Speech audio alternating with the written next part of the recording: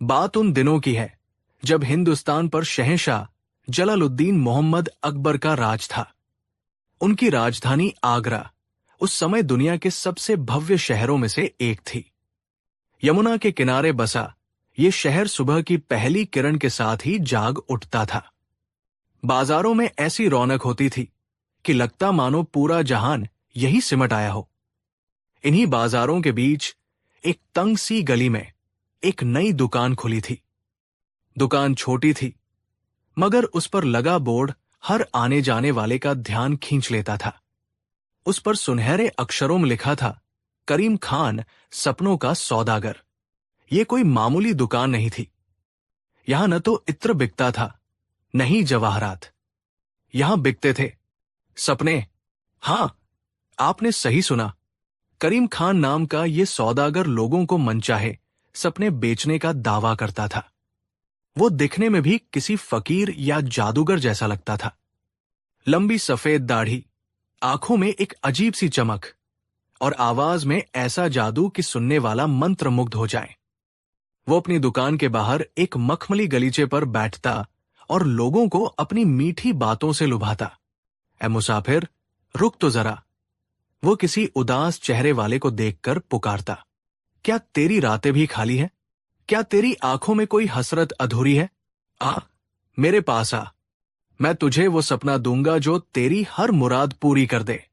शुरू में लोगों ने उसे पागल समझा, एक बहुरूपिया माना, लेकिन धीरे धीरे उसकी शोहरत फैलने लगी। लोग कानों कान बात करने लगे कि करीम खान के बेचे हुए सपने सचमुच आते हैं। किसी ने बताया कि उसने दौलतमंद बनने का सपना खरीदा था और रात को उसे ख्वाब में अशर्फियों से भरा संदूक दिखा। किसी ने कहा कि उसने अपनी बिछड़ी हुई महबूबा से मिलने का सपना खरीदा और ख्वाब में उसका दीदार हो गया। अब ये बातें कितनी सच्ची थी और कितनी झूठी, ये तो कोई नहीं जानता था। लेकिन इंसान की फितरत है कि वो उम्मीद का दामन कभी नहीं छोड़ता। जल्द ही करीम खान की दुकान पर उन लोगों की भीड़ लगने लगी जो अपनी असल जिंदगी की परेशानियों से तंग आकर सपनों की दुनिया में सुकून खोजना चाहते थे। करीम खान हर किसी से उसकी हसरत पूछता और फिर एक छोटी सी पुड़िया देता जिसमें कोई खुशबूदार जड़ी बूटी होती। वो कहता, इसे अपने तकिए के नीचे रखकर सोना। जो सपना तुम चाहते हो वही तुम्हारी आंखों में उतरेगा। और इसके बदले में वो मुंह मांगी कीमत वसूलता। आगरा से कुछ दूर एक छोटा सा गांव था, फतेहपुर। उसी गांव में एक सीधा सादा और मेहनती किसान रहता था जिसका नाम था हरिदास। हरिदास के पास जमीन का एक छोटा सा टुकड़ा था जिस पर वो दिन रात मेहनत करके अपने परिवार का पेट पालता था। उसकी एक जवान बेटी थी, राधा, जिसके विवाह की चिंता उसे खाई जा रही थी। इस साल सूखा पड़ा था। आसमान मानो रूठ गया था। बादल आते, गरजते, पर बिना बरसे ही चले जाते। हरिदास की सारी फसल बर्बाद हो गई। घर में जो जमा पूंजी थी वो भी खत्म होने लगी। बेटी के हाथ पीले करने का सपना अब एक बोझ लगने लगा था। वो रातों को सो नहीं पाता था। हर रात उसे बस यही चिंता सताती कि वो अपनी बेटी का ब्याह कैसे करेगा। एक दिन हरिदास किसी काम से आगरा शहर आया। बाजार से गुजरते हुए उसकी नजर सपनों के सौदागर के बोर्ड पर पड़ी। उसने वहां जमा भीड़ देखी और लोगों की बातें सुनी। एक आदमी दूसरे से कह रहा था, भाई, करीम खान तो कमाल का आदमी है। मैंने उससे अपने बीमार बेटे के ठीक होने का सपना खरीदा था और कसम से रात ख्वाब में मुझे वैद्यों ने ऐसी जड़ी बूटी बताई कि मेरा बेटा अब खेलने कूदने लगा है। यह सुनकर हरिदास के मन में उम्मीद की एक किरण जागी। क्या मेरे दुखों का अंत भी एक सपने में छिपा हो सकता है? उसने सोचा। डरते डरते, कांपते कदमों से वो करीम खान के पास पहुंचा। करीम खान ने उसे सिर से पांव तक देखा और उसकी आंखों में छिपी निराशा को एक पल में पथ लिया। वो अपनी मखमली आवाज में बोला, कहिए जनाब, किस गम के मारे हैं आप? कौन सा सपना आपकी आंखों को सुकून पहुंचा सकता है? हरिदास की आंखों में आंसू आ गए। उसने हाथ जोड़कर अपनी सारी व्यथा कह सुनाई। अपनी बेटी के विवाह की चिंता, फसल की बर्बादी और अपनी गरीबी का हाल सब कुछ बता दिया। करीम खान ने गहरी सांस ली और बोला, तुम्हारी समस्या गंभीर है किसान। तुम्हें कोई छोटा मोटा सपना नहीं, बल्कि एक ऐसा सपना चाहिए जो तुम्हारी जिंदगी बदल दे। एक ऐसा सपना जो तुम्हें खजाना दिला दे। खजाने का नाम सुनते ही हरिदास की आंखें फटी की फटी रह गई। खजाना? हां, खजाना। करीम खान ने रहस्यमयी ढंग से कहा, मैं तुम्हें एक ऐसा सपना बेचूंगा जिसमें तुम्हारे पूर्वज आकर तुम्हें बताएंगे कि तुम्हारे ही खेत में कहां पर सोने की अशर्फियों से भरा एक घड़ा दबा हुआ है। सोचो किसान, बस एक रात का सपना और तुम्हारी 7 पुश्तें बैठकर खाएंगी। हरिदास की बुद्धि जैसे काम करना बंद कर गई थी। उसे ये सब किसी जादू जैसा लग रहा था। उसने कांपते हुए पूछा, पर इसकी कीमत क्या होगी सौदागर साहब? करीम खान मुस्कुराया। उसकी मुस्कान में चालाकी छिपी थी। कीमत तो इस सपने के आगे कुछ भी नहीं। बस 100 चांदी के सिक्के। 100 चांदी के सिक्के। ये सुनकर हरिदास के पैरों तले जमीन खिसक गई। ये उसकी जिंदगी भर की कमाई थी, जो उसने अपनी बेटी की शादी के लिए बचा कर रखी थी। उसने गिड़गिड़ाते हुए कहा, मालिक, मैं गरीब किसान हूं। मेरे पास इतना धन कहां? कुछ तो रहम कीजिए। करीम खान ने कठोरता से कहा, देखो किसान, ये कोई सब्जी भाजी का सौदा नहीं है। ये तुम्हारी किस्मत का सौदा है। 100 चांदी के सिक्के आज दोगे तो कल लाखों के मालिक बनोगे। फैसला तुम्हारे हाथ में है। हरिदास सोच में पड़ गया। एक तरफ उसकी जिंदगी भर की मेहनत थी और दूसरी तरफ एक रात में अमीर बनने का सपना। उसकी बेटी का चेहरा उसकी आंखों के सामने घूम गया। उसने सोचा, अगर यह सच हो गया तो राधा की शादी किसी राजाम हाराजा की तरह करूंगा। उसने एक बड़ा फैसला लिया। वो घर गया और अपनी पत्नी की आखिरी निशानी, चांदी के कंगन बेच दिए। कुछ पैसे उधार लिए और जैसे तैसे 100 चांदी के सिक्के इकट्ठे करके करीम खान के पास पहुंचा। करीम खान ने सिक्के गिने और अपनी थैली में डाल लिए। फिर उसने एक छोटी सी रेशमी पुड़िया हरिदास के हाथ में थमाई और कहा, जाओ, आज रात इसे अपने तकिए के नीचे रखकर सो जाना। याद रखना, सपने में जो भी दिखे उसे सुबह हूबहू वैसा ही करना। हरिदास उस पुड़िया को किसी अनमोल खजाने की तरह सीने से लगाकर अपने गांव लौट आया। उस रात वो बहुत उत्साहित था। उसने किसी को कुछ नहीं बताया और चुपचाप पुड़िया तकिए के नीचे रखकर सो गया। और सचमुच उस रात हरिदास को एक सपना आया। सपना इतना असली था कि उसे लगा ही नहीं कि वो सो रहा है। उसने देखा कि उसके बूढ़े दादाजी, जिनकी मृत्यु सालों पहले हो चुकी थी, उसके सामने खड़े हैं। वे मुस्कुरा रहे हैं और कह रहे हैं, बेटा हरिदास, तेरी मेहनत और ईमानदारी से हम बहुत प्रसन्न हैं। तेरे खेत में जहां पुराना बरगद का पेड़ है, उसकी जड़ से 10 कदम उत्तर की ओर जमीन खोदना।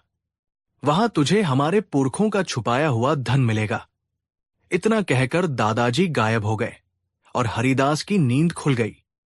सुबह होते ही हरिदास में जैसे 1000 हाथियों की ताकत आ गई थी। वो फावड़ा और कुदाल लेकर सीधा अपने खेत की ओर भागा। उसने किसी की नहीं सुनी।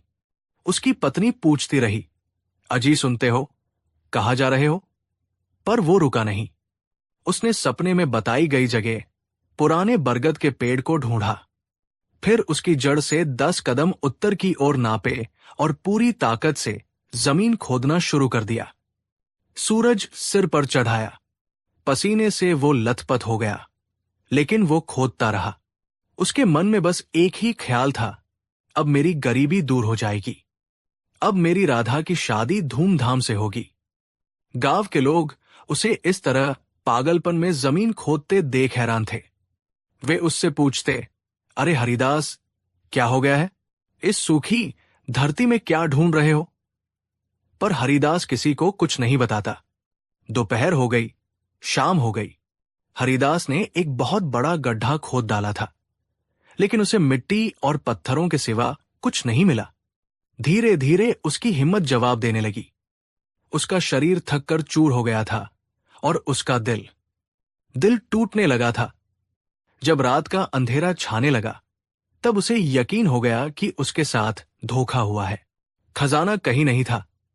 वो वही गड्ढे के पास बैठकर फूट फूट कर रोने लगा। उसकी जिंदगी भर की कमाई, उसकी उम्मीदें, सब कुछ उस मिट्टी के ढेर में दफन हो गया था।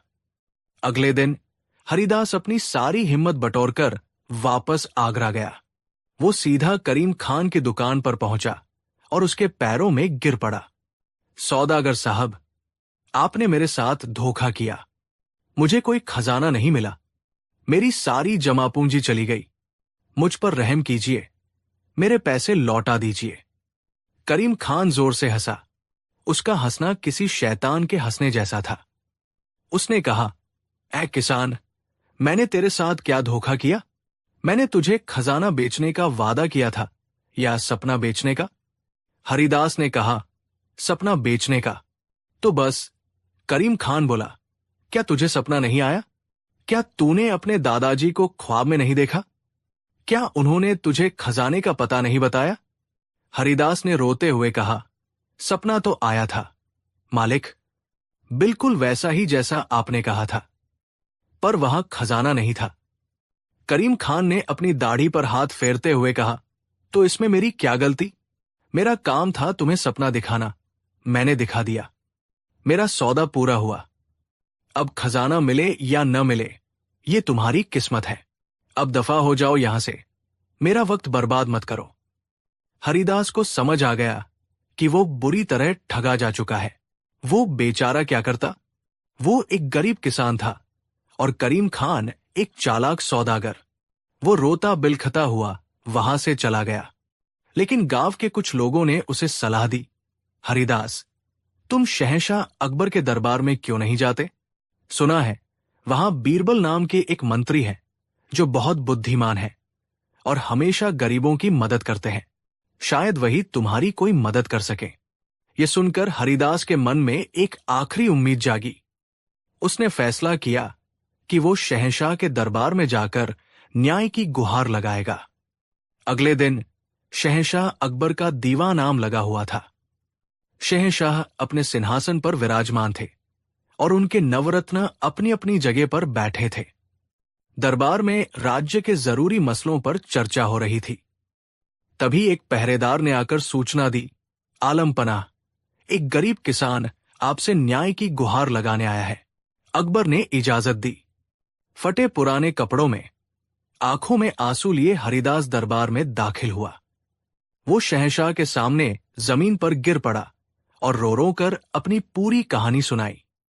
उसने बताया कि कैसे सपनों के सौदागर करीम खान ने उसे खजाने का सपना बेचकर उसके 100 चांदी के सिक्के ठग लिए। पूरी कहानी सुनकर दरबार में मौजूद सभी मंत्री और दरबारी हैरान रह गए। सपनों का सौदागर, ये कैसा व्यापार है? एक मंत्री ने कहा। शहंशाह अकबर को भी ये मामला बड़ा अजीब लगा। उन्होंने तुरंत करीम खान को दरबार में पेश करने का हुक्म दिया। कुछ ही देर में सिपाही करीम खान को लेकर दरबार में हाजिर हुए। करीम खान जरा भी डरा हुआ नहीं था। उसके चेहरे पर वही धूर्त मुस्कान थी। उसने शहंशाह को झुककर सलाम किया। अकबर ने गरज कर पूछा, ऐ सौदागर, क्या इस गरीब किसान ने जो इल्जाम तुम पर लगाया है वो सच है? क्या तुमने इसे सपना बेचकर इसके 100 चांदी के सिक्के ठगे हैं? करीम खान ने बड़े अदब से सिर झुकाया और बोला, जहां पनाह, मैंने इस किसान को ठगा नहीं है, बल्कि इसके साथ एक सौदा किया है। इसने मुझसे एक सपना मांगा, मैंने इसे एक सपना दिया। मेरा सौदा खरा है। मैंने इसे ये कभी नहीं कहा कि सपने में दिखी बात सच होगी। मैंने तो सिर्फ सपना दिखाने का वादा किया था, जो मैंने पूरा किया। यह सुनकर अकबर भी सोच में पड़ गए। बात तो करीम खान सही कह रहा था। उसका तर्क काटना मुश्किल था। उसने सौदा सपने का किया था, खजाने का नहीं, और सपना तो हरिदास को आया ही था। दरबार में कानाफूसी होने लगी। ज्यादातर दरबारी करीम खान की चतुराई से प्रभावित थे। उन्हें लग रहा था कि इस मामले में किसान ही मूर्ख है। शहंशाह अकबर को भी कोई रास्ता नहीं सूझ रहा था। उन्हें किसान पर दया तो आ रही थी, पर न्याय के तराजू पर करीम खान का पलड़ा भारी लग रहा था। ये सब देखकर बीरबल, जो अब तक खामोश बैठे सब कुछ देख और सुन रहे थे, अपनी जगह से उठे। उन्होंने शहंशाह से इजाजत लेकर कहा, आलम पनाह, अगर इजाजत हो तो इस मामले की जांच मैं करना चाहूंगा। अकबर जानते थे कि अगर कोई इस गुत्थी को सुलझा सकता है तो वो सिर्फ बीरबल है। उन्होंने तुरंत इजाजत दे दी। बीरबल अपनी जगह से उठकर करीम खान के पास आए और मुस्कुराकर बोले, सौदागर साहब, मानना पड़ेगा, आपके व्यापार का तरीका बड़ा अनूठा है और आपका तर्क भी बहुत मजबूत है। आपने जो कहा बिल्कुल सच कहा। आपका सौदा सपने का था और आपने सपना दिखा दिया। ये सुनकर करीम खान का सीना गर्व से चौड़ा हो गया। उसने सोचा कि बीरबल भी उसकी बुद्धिमानी को मान गए हैं, लेकिन तभी बीरबल ने अपनी आवाज को थोड़ा गंभीर करते हुए कहा, लेकिन सौदागर साहब, आपने इस किसान के साथ धोखा भले ही न किया हो, पर आपने एक बहुत बड़ा अपराध किया है। आपने चोरी की है। चोरी का नाम सुनते ही दरबार में सन्नाटा छा गया। करीम खान हक्का बक्का रह गया। चोरी? मैंने? जहां पनाह, ये मुझ पर झूठा इल्जाम लगा रहे हैं। मैंने आज तक किसी की एक सुई तक नहीं चुराई। बीरबल शांत भाव से बोले, तुमने इस किसान की कोई चीज नहीं चुराई। तुमने मेरी चीज चुराई है। तुमने मेरा एक बहुत कीमती सपना चुराया है। अब तो करीम खान के साथ साथ शहंशाह अकबर और पूरा दरबार भौचक्का रह गया। अकबर ने पूछा, बीरबल, ये तुम क्या कह रहे हो? कोई किसी का सपना कैसे चुरा सकता है? बीरबल ने शहंशाह की ओर देखकर कहा, आलम पनाह, अगर सपने बेचे जा सकते हैं तो सपने चुराए भी जा सकते हैं। बात यह है कि कल रात मुझे एक बहुत ही शानदार सपना आने वाला था। मेरे परदादा ख्वाब में आकर मुझे बताने वाले थे कि शाही खजाने के बगल में जो गुप्त तहखाना है, उसमें हीरे जवाहरात से भरा एक संदूक कहाँ रखा है। वो संदूक मेरे खानदान का है। बीरबल ने अपनी बात जारी रखी, लेकिन जब मैं सोया तो मुझे कोई सपना ही नहीं आया। मेरी पूरी रात खाली गुजर गई और आज जब मैंने इस किसान की कहानी सुनी तो मैं समझ गया कि मेरा सपना कहाँ गया। इस सौदागर ने अपनी जादुई शक्तियों से मेरे दिमाग से वो कीमती सपना चुरा लिया। फिर उस सपने का एक छोटा सा हिस्सा, यानी खजाने वाली बात, इस गरीब किसान को 100 चांदी के सिक्कों में बेच दिया। बीरबल अब सीधे करीम खान की आंखों में आंखें डालकर बोले, क्यों सौदागर, क्या मैं सच नहीं कह रहा? करीम खान का चेहरा पीला पड़ गया। उसके माथे पर पसीने की बूंदें छलक आई। वो समझ गया था कि वो बीरबल के जाल में बुरी तरह फंस चुका है। अगर वो कहता है कि वो सपने नहीं चुरा सकता, तो इसका मतलब ये होता कि वो सपने बेच भी नहीं सकता और उसका पूरा व्यापार ही झूठा साबित हो जाता। और अगर वो ये मान लेता है कि उसने बीरबल का सपना चुराया है, तो उसे शाही खजाने के बराबर की कीमत चुकानी पड़ती। वो कांपती आवाज में बोला, नहीं हुजूर, मैंने आपका कोई सपना नहीं चुराया। बीरबल ने फौरन कहा, अच्छा, तो तुम ये मानते हो कि तुम सपने चुरा नहीं सकते? इसका मतलब तुम लोगों को सपने दिखा भी नहीं सकते। तुम एक धोखेबाज हो। तुम लोगों को जड़ी बूटी सुंघाकर उनसे पैसे ऐंठते हो। अब करीम खान के पास कोई रास्ता नहीं बचा था। वो बीरबल के पैरों में गिर पड़ा। मुझे माफ कर दीजिए हुजूर, मुझसे गलती हो गई। मैं एक झूठा और मक्कार इंसान हूं। मैंने ही इस किसान को ठगा है। सच्चाई सामने आ चुकी थी। पूरा दरबार बीरबल की बुद्धिमानी देखकर दंग रह गया था। उन्होंने करीम खान के ही तर्क को उसी के खिलाफ इस्तेमाल करके उसे मात दे दी थी। शहंशाह अकबर अपनी हंसी नहीं रोक पाए। वो अपने सिंहासन से उठे और बीरबल को गले लगा लिया। वाह बीरबल, वाह, मान गए तुम्हारी अक्ल को। तुमने दूध का दूध और पानी का पानी कर दिया। तुमने साबित कर दिया कि एक धूर्त को उसी की भाषा में जवाब देना चाहिए। शहंशाह अकबर ने हुक्म दिया कि करीम खान ने अब तक जितने भी लोगों को ठगा है, वो उन सब की रकम दोगुनी करके लौट आएगा। हरिदास के 100 चांदी के सिक्के उसे तुरंत वापस दिलवाए गए और जुर्माने के तौर पर 100 सिक्के और दिए गए। करीम खान की दुकान हमेशा के लिए बंद करवा दी गई और उसे धोखाधड़ी के अपराध में जेल में डाल दिया गया। हरिदास की आंखों में खुशी के आंसू थे। उसने बीरबल के पैर पकड़ लिए और कहा, मंत्री जी, आप मेरे लिए भगवान बनकर आए हैं। आपने मेरी इज्जत और मेरी बेटी का भविष्य दोनों बचा लिया। मैं आपका ये एहसान जिंदगी भर नहीं भूलूंगा। बीरबल ने उसे उठाकर गले से लगाया और कहा, हरिदास, ये मेरा फर्ज था। याद रखना, अकबर के राज में किसी भी मासूम के साथ अन्याय नहीं हो सकता। तो दोस्तों, ये थी कहानी सपनों के सौदागर की। इस कहानी से हमें ये सीख मिलती है कि धोखाधड़ी और चालाकी का रास्ता भले ही शुरू में आसान लगे, पर उसका अंत हमेशा बुरा होता है। और बीरबल ने एक बार फिर ये साबित कर दिया कि बुद्धि और चतुराई सबसे बड़ा हथियार है, जिसके सामने बड़े से बड़ा धूर्त भी घुटने टेक देता है। कहानी 2। बात उन दिनों की है जब शहंशाह अकबर की सल्तनत अपने शिखर पर थी। उनकी हुकूमत का सूरज पूरे हिंदुस्तान पर चमक रहा था और उनके दरबार की शान शौकत की मिसालें दूर दूर तक दी जाती थी। अकबर खुद भी कला, ज्ञान और बुद्धिमानी के बहुत बड़े कद्रदान थे।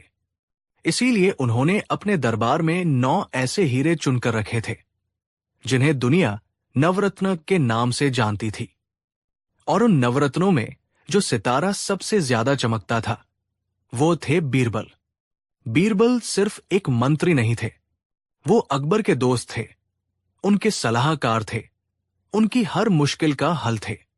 जहां बड़ी बड़ी सेनाएं और गहरे षड्यंत्र नाकाम हो जाते, वहां बीरबल की एक छोटी सी तरकीब काम कर जाती। उनकी हाजिर जवाबी और अक्ल के चर्चे ऐसे थे कि लोग कहते थे कि बीरबल के दिमाग में सरस्वती का वास है। लेकिन जहां फूल होते हैं, वहां कांटे भी होते हैं। दरबार में कई ऐसे मंत्री और दरबारी थे जो बीरबल की इस शोहरत से जलते थे। उन्हें लगता था कि एक मामूली सा सलाहकार शहंशाह के इतना करीब कैसे हो सकता है। मुल्ला दो प्याजा, हकीम नुसरत शाह और कई दूसरे दरबारी हमेशा इस ताक में रहते कि कब मौका मिले और वे बीरबल को शहंशाह की नजरों में गिरा दे। पर हर बार बीरबल अपनी बुद्धि से उनके बिछाए जाल को काटकर साफ निकल जाते। लेकिन इस बार दुश्मनों ने एक नया और बहुत खतरनाक मोहरा चला था। हाल ही में कन्नौज से एक बहुत बड़ा ज्योतिषी पंडित भानुप्रकाश आगरा आया था। उसके ज्ञान और भविष्यवाणियों के चर्चे दूर दूर तक फैले थे। कहा जाता था कि वो सितारों की चाल देखकर किसी भी इंसान का भूत, भविष्य और वर्तमान बता सकता था। बीरबल के दुश्मनों ने बड़ी चालाकी से इस ज्योतिषी को शहंशाह अकबर के सामने पेश किया।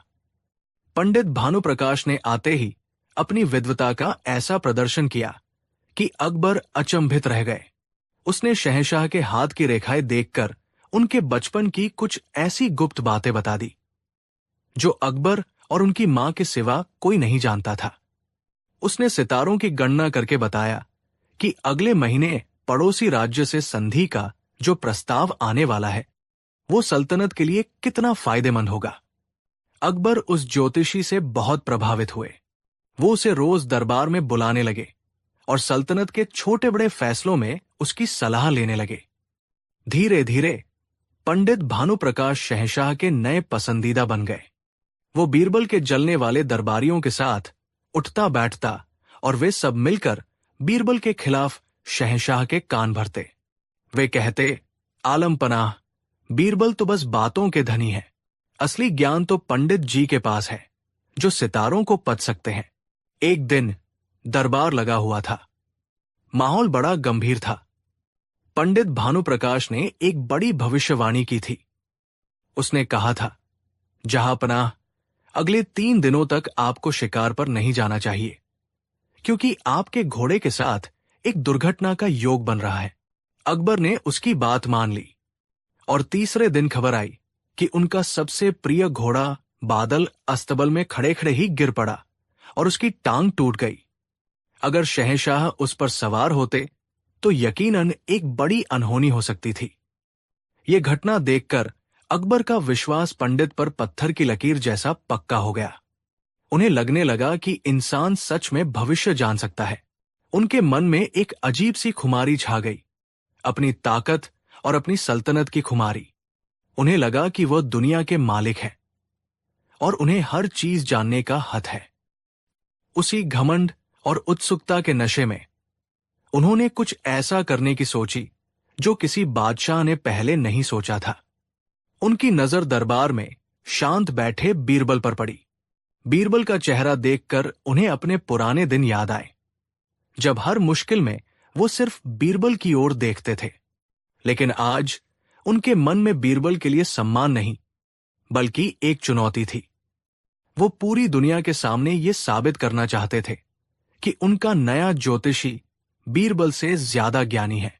अकबर अपनी गहरी, रौबदार आवाज में बोले, जो पूरे दरबार में गूंज उठी। बीरबल। बीरबल अपनी जगह से उठे। हुक्म कीजिए जहांपनाह। अकबर के चेहरे पर एक अजीब सी मुस्कान थी, जिसमें सत्ता का नशा और एक खतरनाक इरादा छिपा था। उन्होंने अपने नवरत्नों, अपने दुश्मनों और उस ज्योतिषी के सामने पूरे भरे दरबार में वो सवाल पूछा जिसने एक पल के लिए वक्त को रोक दिया। बीरबल, तुम खुद को बहुत बुद्धिमान और ज्ञानी समझते हो। हर कोई तुम्हारी अक्ल की मिसालें देता है, तो आज हमारी एक जिज्ञासा शांत करो। हम जानना चाहते हैं, हमारी मौत कब होगी? क्या तुम हमारी मौत की भविष्यवाणी कर सकते हो? शहंशाह का सवाल एक तीर की तरह था, जो सीधा बीरबल के सीने में आकर लगा। पूरे दरबार में एकदम सन्नाटा छा गया। ऐसा सन्नाटा जैसे किसी ने सबकी जबान सिल दी हो। मंत्रियों ने एक दूसरे को देखा, सिपाहियों की तलवारें म्यानों में खनखनाई और हवा भी जैसे थम सी गई। ये कोई मामूली सवाल नहीं था, ये एक जाल था, एक ऐसा दुष्चक्र जिससे निकलना नामुमकिन था। बीरबल के दुश्मन मुल्ला दो प्याजा और उसके साथियों की आंखों में शैतानी चमक तैर गई। वे जानते थे कि आज बीरबल फंस गया है। बीरबल के दिमाग में एक पल में हजारों विचार कौंध गए।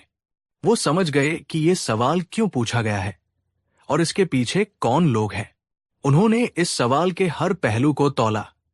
अगर वो कहते हैं कि मैं भविष्यवाणी नहीं कर सकता, तो ये उनकी हार होगी। शहंशाह इसे अपनी तौहीन समझेंगे।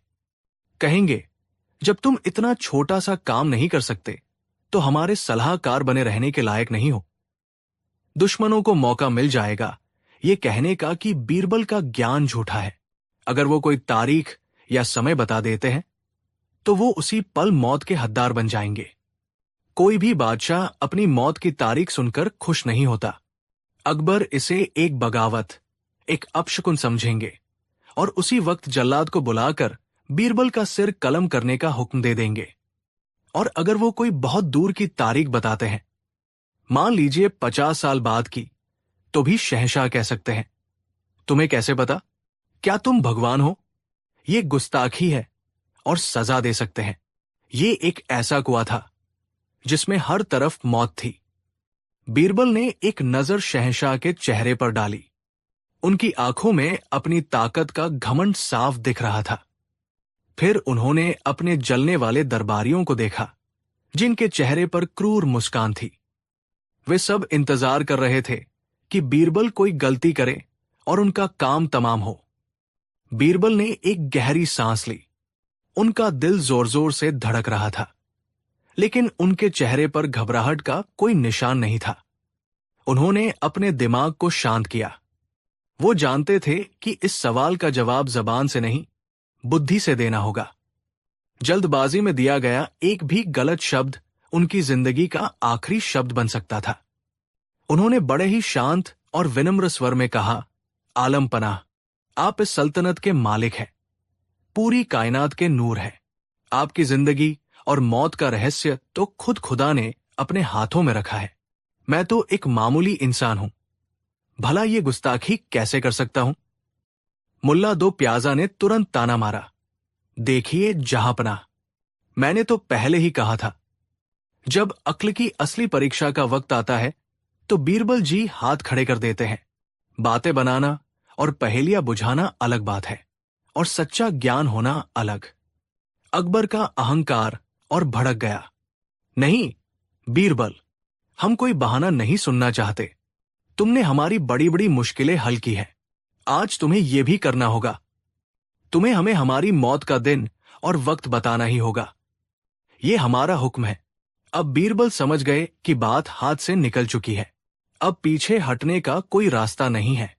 उन्हें एक ऐसा जवाब सोचना था जो सांप को भी मार दे और लाठी भी न टूटे। उन्होंने कुछ पल सोचा और फिर सिर झुकाकर कहा, जहां पनाह, आपका हुक्म सर आंखों पर। लेकिन यह कोई मामूली सवाल नहीं है। इसके लिए मुझे सितारों की गणना करनी होगी, पोथियों को पढ़ना होगा और पूरी रात ध्यान लगाना होगा। मुझे बस 24 घंटे की मोहलत दी जाए। कल इसी वक्त मैं आपके सवाल का जवाब लेकर इसी दरबार में हाजिर हो जाऊंगा। अकबर को लगा कि बीरबल बस वक्त टाल रहे हैं, लेकिन उन्हें यह देखने में मजा आ रहा था कि बीरबल इस जाल से कैसे निकलते हैं।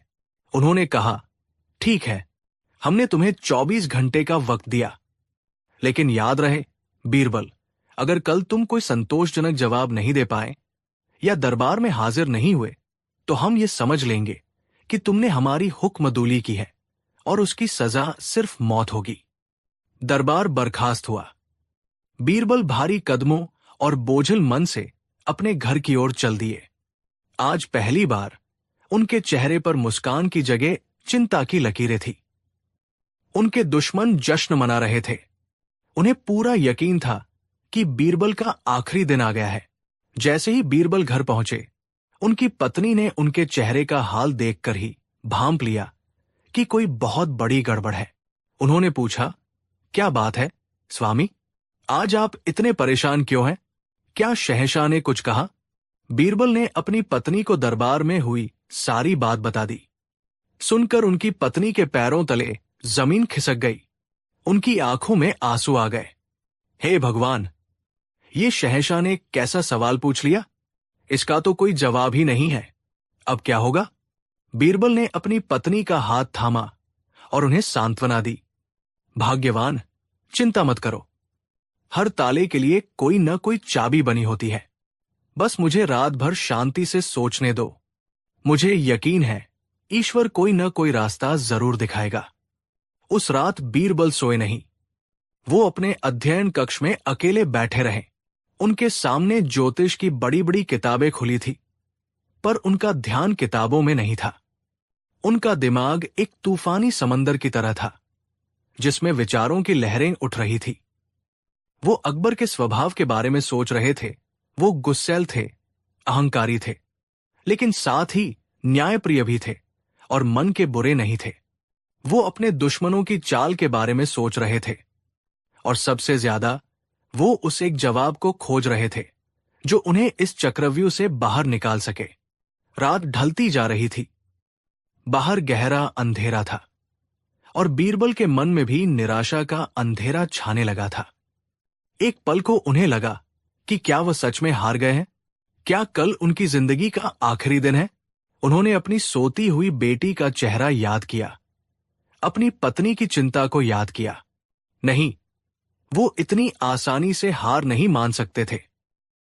उन्होंने ठंडे पानी से अपना मुंह धोया और फिर से सोचने बैठे।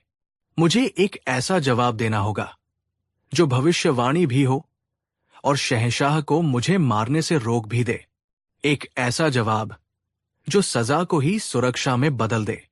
एक ऐसा जवाब जो शहंशाह के अहंकार को तोड़े बिना मेरी जान बचा ले। और तभी आधी रात के बाद, जब चांद भी बादलों में छिप गया था, बीरबल के दिमाग में बिजली की तरह एक विचार कौंधा। एक ऐसा विचार जो खतरनाक था, दुस्साहसी था, पर शायद यही एकमात्र रास्ता था। उस विचार के आते ही उनके चेहरे पर छाई चिंता की लकीरें धीरे धीरे गायब होने लगी। उनकी आंखों में वही पुरानी चमक लौट आई। उन्हें अपनी चाबी मिल गई थी। उन्होंने बाकी की रात उस जवाब को और धारदार बनाने में, उसके हर शब्द को तौलने में बिताई। अगला दिन आगरा के किले में आज माहौल कुछ और ही था। हर किसी की जबान पर बस एक ही चर्चा थी, आज बीरबल का क्या होगा? क्या वो कोई जवाब दे पाएंगे, या आज शहंशाह का गुस्सा उन पर कहर बनकर टूटेगा? दरबार खचाखच भरा हुआ था। हर कोई ये तमाशा देखने आया था। बीरबल के दुश्मन सबसे आगे बैठे थे।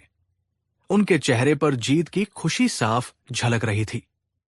शहंशाह अकबर अपने सिंहासन पर एक शहंशाह की तरह नहीं, बल्कि एक जल्लाद की तरह बैठे थे, जो अपने शिकार का इंतजार कर रहा हो। तभी नगाड़ों की आवाज हुई और बीरबल ने दरबार में प्रवेश किया। आज उनके कपड़े रोज की तरह नहीं थे। उन्होंने सफेद मातम जैसे वस्त्र पहने थे। उनके चेहरे पर कोई डर नहीं था, बल्कि एक अजीब सी उदासी और शांति थी। उन्होंने हाथ में एक छोटी सी पोथी पकड़ी हुई थी।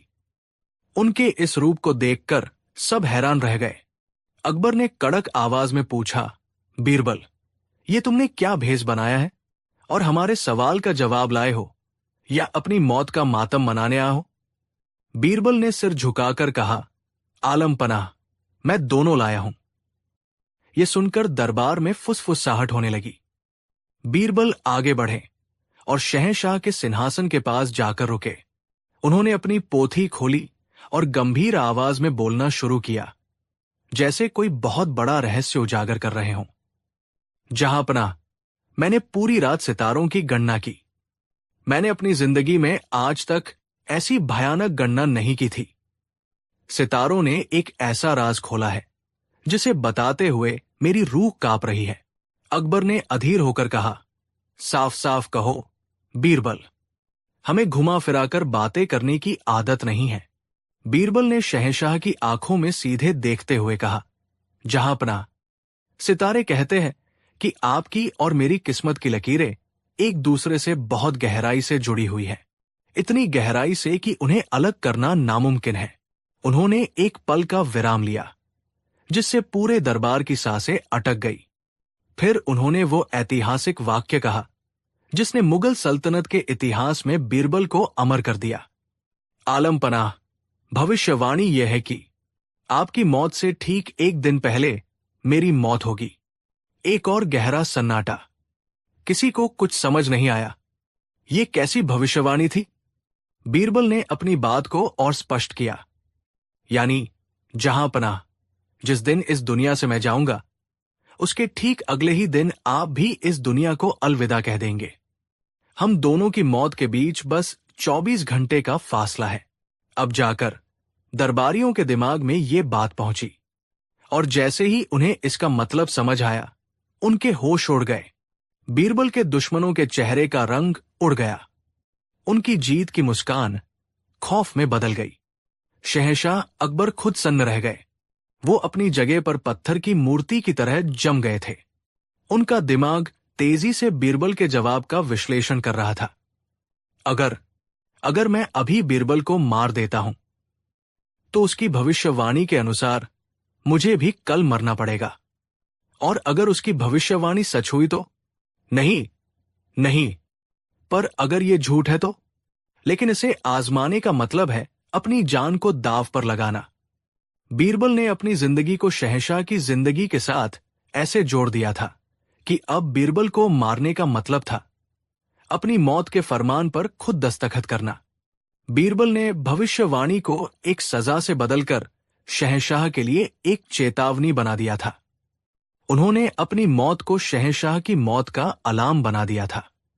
अब शहंशाह को अगर लंबा जीना था, तो उन्हें यह सुनिश्चित करना होगा कि बीरबल भी लंबा जिए। बीरबल की सुरक्षा अब शहंशाह की अपनी जिंदगी की गारंटी बन गई थी। कुछ पलों की खामोशी के बाद शहंशाह अकबर का चेहरा, जो अब तक गुस्से और घमंड से तमतमा रहा था, धीरे धीरे नरम पड़ने लगा। और फिर उनके होठों पर एक मुस्कान आई, जो धीरे धीरे एक जोरदार ठहाके में बदल गई। वो इतनी जोर से हंसे कि पूरा दरबार गूंज उठा। वो अपने सिंहासन से उठे, नीचे आए और बीरबल को गले से लगा लिया। वाह बीरबल, वाह! मान गए। हम तुम्हें मारना चाहते थे और तुमने तो अपनी जिंदगी को हमारी उम्र का पहरेदार बना दिया। आज से तुम्हारी जान की हिफाजत करना हमारा सबसे बड़ा फर्ज होगा, ताकि हमारी जान बची रहे। शहंशाह अकबर ने बीरबल को बेशकीमती तोहफों से लाद दिया। फिर उनका ध्यान उस ज्योतिषी पंडित भानुप्रकाश और बीरबल से जलने वाले दरबारियों की ओर गया। उनका चेहरा फिर से गुस्से से लाल हो गया। और तुम चापलूसों ने हमें गुमराह करने की कोशिश की। तुमने सोचा था कि तुम अपनी साजिश में कामयाब हो जाओगे। सच्चा ज्ञान सितारों में नहीं, इंसान की बुद्धि और नेक नियति में होता है। उन्होंने हुक्म दिया कि पंडित भानुप्रकाश को झूठी भविष्यवाणियां करके शहंशाह को गुमराह करने के जुर्म में देश निकाला दे दिया जाए। और मुल्ला दो प्याजा समेत बाकी दरबारियों को कड़ी चेतावनी दी गई कि अगर उन्होंने दोबारा बीरबल के खिलाफ कोई साजिश की तो उनकी गर्दनें धड़ से अलग कर दी जाएंगी। तो दोस्तों, ये था बीरबल का वो लाजवाब जवाब, जिसने न सिर्फ उनकी जान बचाई बल्कि उन्हें शहंशाह का सबसे बड़ा जीवन बीमा बना दिया। ये कहानी हमें सिखाती है कि जब बुद्धि और साहस साथ हो तो मौत के मुंह से भी जिंदगी को वापस छीना जा सकता है। ये हमें बताती है कि सबसे बड़ा हथियार तलवार नहीं बल्कि शब्द होते हैं, और सबसे बड़ा ज्ञान किताबों में नहीं बल्कि मुश्किल परिस्थितियों में सही फैसला लेने की क्षमता में होता है। कहानी 3। ये उन दिनों की बात है जब गर्मियों का मौसम अपने पूरे शबाब पर था। आसमान से सूरज आग बरसा रहा था, लेकिन धरती पर प्रकृति ने एक तोहफा दिया था, आम। और शहंशाह जलालुद्दीन मोहम्मद अकबर को आमों से इश्क था। एक ऐसा इश्क जो किसी सल्तनत से कम नहीं था। शाही बाग में दुनिया के सबसे बेहतरीन आमों के पेड़ थे। सिंध से लाए गए सिंदूरी आम, बंगाल के रसीले मालदा और दक्षिण से आए तोतापरी। लेकिन इन सब में शहंशाह के सबसे पसंदीदा थे नूरा एजहा किस्म के आम। ये आम बाकी आमों से बिल्कुल अलग थे।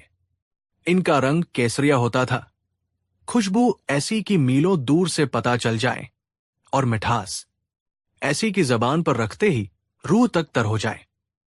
ये पेड़ बहुत खास थे और इनकी देखरेख के लिए सबसे भरोसेमंद माली राम भरोसे को रखा गया था, जो पीढ़ियों से शाही खानदान की सेवा कर रहा था। राम भरोसे के लिए ये पेड़ अपनी जान से भी ज्यादा प्यारे थे। वो हर रोज सुबह उठकर पेड़ों से बातें करता, उन्हें पानी देता और एक एक आम को ऐसे सहेजता जैसे कोई जौहरी हीरे को सहेजता है। इस साल नूर एजहां के पेड़ों पर बौर भी खूब आया था और फसल भी लाजवाब हुई थी। आम पककर तैयार थे, सोने की तरह डालियों पर लटक रहे थे। शहंशाह अकबर हर रोज दोपहर के खाने के बाद इन आमों का इंतजार करते थे। राम भरोसे खुद सोने की तश्तरी में सजाकर 5 सबसे बेहतरीन आम शहंशाह के लिए लेकर जाता था। लेकिन फिर एक दिन कुछ अजीब होना शुरू हुआ। एक सुबह जब राम भरोसे बाग में पहुंचा तो उसने देखा कि नूर एजहां के सबसे बड़े पेड़ से 2 सबसे पके हुए और खूबसूरत आम गायब थे। उसे लगा शायद रात को किसी पक्षी ने गिरा दिए होंगे। उसने ज्यादा ध्यान नहीं दिया, लेकिन अगले दिन फिर से 3 आम गायब थे और उसके अगले दिन 4। अब राम भरोसे का दिल बैठने लगा। बाग के चारों ओर ऊंची दीवारें थी और रात दिन पहरेदारों का सख्त पहरा रहता था। कोई बाहरी इंसान तो क्या, परिंदा भी पर नहीं मार सकता था। तो फिर ये आमजा कहाँ रहे थे? क्या कोई हवा में उड़ने वाला चोर था या कोई जिन्नभूत? राम भरोसे की रातों की नींद और दिन का चैन हराम हो गया। उसे डर सताने लगा कि अगर ये बात शहंशाह तक पहुंची तो उसकी खैर नहीं। वो अपनी नौकरी से हाथ धो बैठेगा और शायद सजाए मौत भी मिल सकती है। उसने पहरेदारों से बात की, लेकिन सबने कसम खाकर कहा कि उन्होंने किसी को भी बाग में आते जाते नहीं देखा। चोरी रुक नहीं रही थी। हर रोज 2-4 आम गायब हो जाते। चोर बड़ा शातिर था। वो सिर्फ सबसे अच्छे और पके हुए आम ही चुनता था। 1 हफ्ता गुजर गया। अब राम भरोसे की हिम्मत जवाब दे गई। कांपते हुए पैरों और नम आंखों से वो शहंशाह अकबर के दरबार में पेश हुआ और सारा माजरा कह सुनाया। ये सुनते ही अकबर का चेहरा गुस्से से लाल हो गया। क्या, शाही बाग से चोरी, और वो भी हमारे पसंदीदा आमों की? तुम्हारी हिम्मत कैसे हुई हमें अब बताने की? राम भरोसे शहंशाह के कदमों में गिर पड़ा। गुस्ताखी माफ हो जहां पनाह, मैं एक हफ्ते से चोर को पकड़ने की कोशिश कर रहा था, पर वो कोई इंसान नहीं, लगता है कोई साया है जो आता है और गायब हो जाता है। अकबर ने दरबार में मौजूद अपने सेनापति को हुक्म दिया, बाग के चारों ओर पहरा दोगुना कर दिया जाए। हर पेड़ के नीचे एक सिपाही तैनात करो। हमें वो चोर जिंदा या मुर्दा चाहिए। दरबार में बैठे कुछ मंत्री जो बीरबल से जलते थे मुस्कुराने लगे। उन्हें लगा कि ये एक ऐसा मामला है जिसे बीरबल भी नहीं सुलझा पाएंगे। मुल्ला दो प्याजा ने चुटकी लेते हुए कहा, आलम पनाह, चोर पकड़ने के लिए सिपाहियों की क्या जरूरत? ये काम तो बीरबल जी का है। आखिर वो अपनी अक्ल से आसमान के तारे भी तो गिन लेते हैं। एक आम का चोर क्या चीज है? अकबर ने बीरबल की ओर देखा। बीरबल शांत बैठे सब कुछ सुन रहे थे। बीरबल, तुम्हारी क्या राय है? क्या तुम इस अदृश्य चोर को पकड़ सकते हो? बीरबल ने अदब से सिर झुकाया। आलम पनाह, चोर चाहे इंसान हो या भूत, अगर वो चोरी कर रहा है तो कोई न कोई सुराग जरूर छोड़ता होगा। मुझे बस 24 घंटे की मोहलत और कुछ शाही इजाजत चाहिए।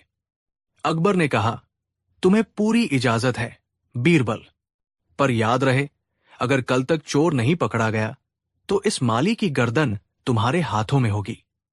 दरबार खत्म होते ही बीरबल सीधे शाही बाग पहुंचे।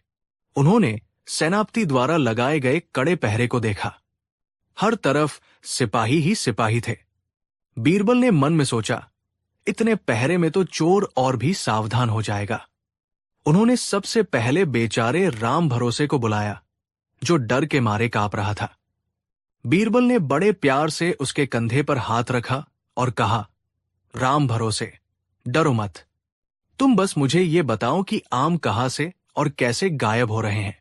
राम भरोसे ने उन्हें उन पेड़ों को दिखाया जहां से आम चोरी हुए थे।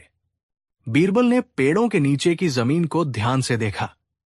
वहां कोई पैरों के निशान नहीं थे। उन्होंने डालियों को देखा, कोई भी डाली टूटी हुई नहीं थी। इसका मतलब चोर बहुत सफाई से अपना काम कर रहा था। बीरबल बाग में घूमते रहे, हर कोने का मुआयना करते रहे। उनकी नजर पेड़ों के पीछे छिपी कुछ झाड़ियों पर पड़ी। जब उन्होंने झाड़ियों को हटाया तो उन्हें वहां कुछ आमों के छिलके और एक दो गुठलियां मिली। बीरबल के चेहरे पर एक हल्की सी मुस्कान आ गई। उनके दिमाग में बिजली कौंध गई।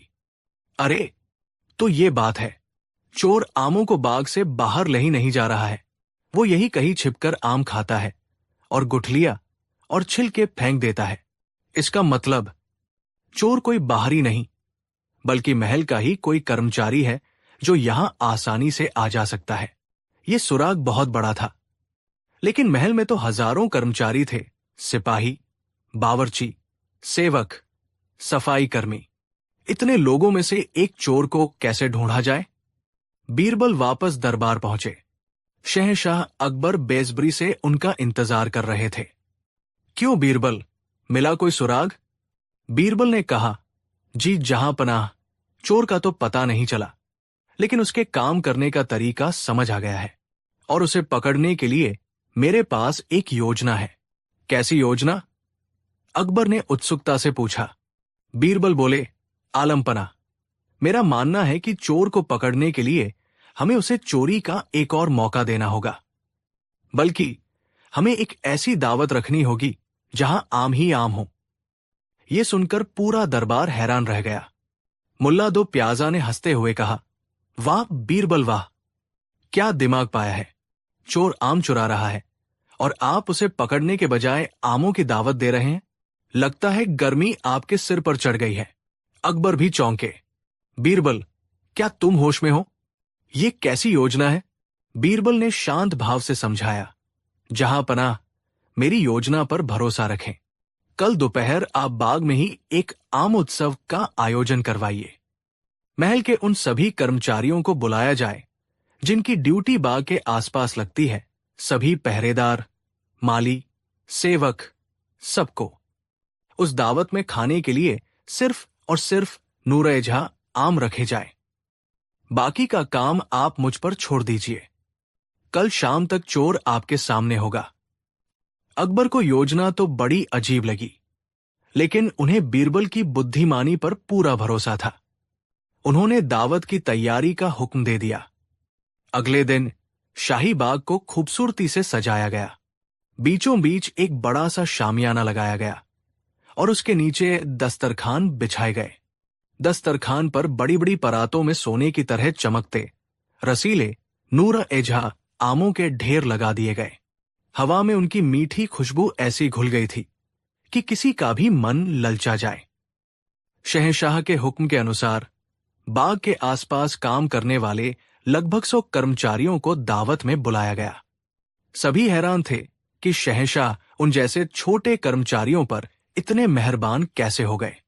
जब सब लोग आ गए तो बीरबल अपनी जगह से उठे और मुस्कुराकर बोले, भाइयों, आज शहंशाह सलामत आप सब पर बहुत खुश है। आपकी मेहनत से ही ये बाग इतना खूबसूरत है, इसलिए उन्होंने आप सभी के लिए ये छोटी सी आम की दावत रखी है। आप जी भरकर आम खाइए, कोई रोक टोक नहीं है। ये सुनकर सब लोग बहुत खुश हुए और आमों पर टूट पड़े। हर कोई जल्दी से ज्यादा आम खाने की कोशिश कर रहा था। पूरा माहौल हंसी खुशी और आम चूसने की आवाजों से भर गया। लेकिन बीरबल खुद एक भी आम नहीं खा रहे थे। उनकी तेज आंखें बाज की तरह हर एक व्यक्ति के चेहरे, उसके हाव भाव और उसके आम खाने के तरीके को देख रही थी। शहंशाह अकबर भी एक कोने में बैठे ये सब देख रहे थे, पर उन्हें कुछ समझ नहीं आ रहा था कि इससे चोर कैसे पकड़ा जाएगा। जब लगभग आधे घंटे तक सबने जी भरकर आम खा लिए, तब बीरबल फिर से अपनी जगह से उठे और जोर से बोले, एक मिनट दोस्तों, एक जरूरी बात सुनिए। सब लोग रुक गए और बीरबल की ओर देखने लगे। बीरबल ने बड़े ही रहस्यमय अंदाज में कहा, आप सब आम तो खा रहे हैं, लेकिन इसकी एक छोटी सी शर्त है। आप सब जितने भी आम खाए, उनकी गुठलियां फेंके नहीं, उन्हें अपने पास ही अपने सामने एक ढेर में इकट्ठा करते जाएं। दावत के अंत में हम सबकी गुठलियां गिनेंगे। ये सुनकर लोग थोड़ा हैरान हुए, पर उन्हें लगा कि शायद ये कोई शाही रस्म होगी। सबने अपनी अपनी खाई हुई गुठलियों का ढेर अपने सामने लगाना शुरू कर दिया। दावत चलती रही। बीरबल की नजरें अभी भी भीड़ में किसी एक को ढूंढ रही थी। उनकी नजर एक नौजवान पहरेदार पर पड़ी जिसका नाम शंकर था। वो बाकी लोगों की तरह उत्साह से आम नहीं खा रहा था। उसने मुश्किल से 2-3 आम ही खाए थे और बार बार घबराकर इधर उधर देख रहा था, खासकर बीरबल की तरफ। बीरबल ने उसे अपने दिमाग में नोट कर लिया। जब दावत खत्म होने वाली थी, तब बीरबल ने एक और घोषणा की जिसने सबको चौंका दिया। वो बोले, भाइयों, अब सबसे मजेदार हिस्सा शुरू होगा। असल में ये कोई मामूली दावत नहीं थी, ये एक परीक्षा थी। आप में से ही कोई एक है जो रोज शाही बाग से आम चुरा रहा है और आज हम उसे पकड़ कर रहेंगे। ये सुनते ही दावत में सन्नाटा छा गया। सब एक दूसरे का मुंह देखने लगे। सबके चेहरे पर डर और हैरानी थी। बीरबल ने अपनी बात जारी रखी, चोर को पकड़ने का तरीका बहुत आसान है। हम बस आप सबके द्वारा इकट्ठी की गई गुठलियों की गिनती करेंगे। जिस व्यक्ति के पास सबसे ज्यादा गुठलियां होंगी वही चोर है, क्योंकि एक आम चोर की आत्मा हमेशा लालची होती है। वो मौके पर सबसे ज्यादा खाने की कोशिश करेगा। बीरबल की यह घोषणा एक तीर की तरह थी, जिसने निशाने पर लगने से पहले ही अपना काम कर दिया था। जैसे ही सबने सुना कि सबसे ज्यादा गुठलियां वाला ही चोर माना जाएगा, भीड़ में एक अजीब सी हलचल मच गई। जिन लोगों ने 10-12 आम खाए थे, वे डर गए। उन्हें लगा कि कहीं उन्हें ही चोर न समझ लिया जाए। वे अपनी गुठलियों के ढेर को छुपाने की कोशिश करने लगे, लेकिन बीरबल की नजरें तो उस नौजवान पहरेदार शंकर पर ही टिकी थी। अब देखिए हुआ क्या था। शंकर ही असली चोर था। वो पिछले एक हफ्ते से रोज रात को जब पहरा देता तो दो चार आम तोड़कर खा लेता था। उसे आम इतने पसंद थे कि वो खुद को रोक ही नहीं पाता था। आज जब वो दावत में आया तो उसका पेट पहले से ही आमों से कुछ भरा हुआ था। ऊपर से उसके मन में पकड़े जाने का डर भी था। जब बीरबल ने कहा कि सब अपनी गुठलियां इकट्ठी करें तो वो घबरा गया। उसने सोचा, अगर मैंने ज्यादा आम खाए तो सब मुझ पर शक करेंगे।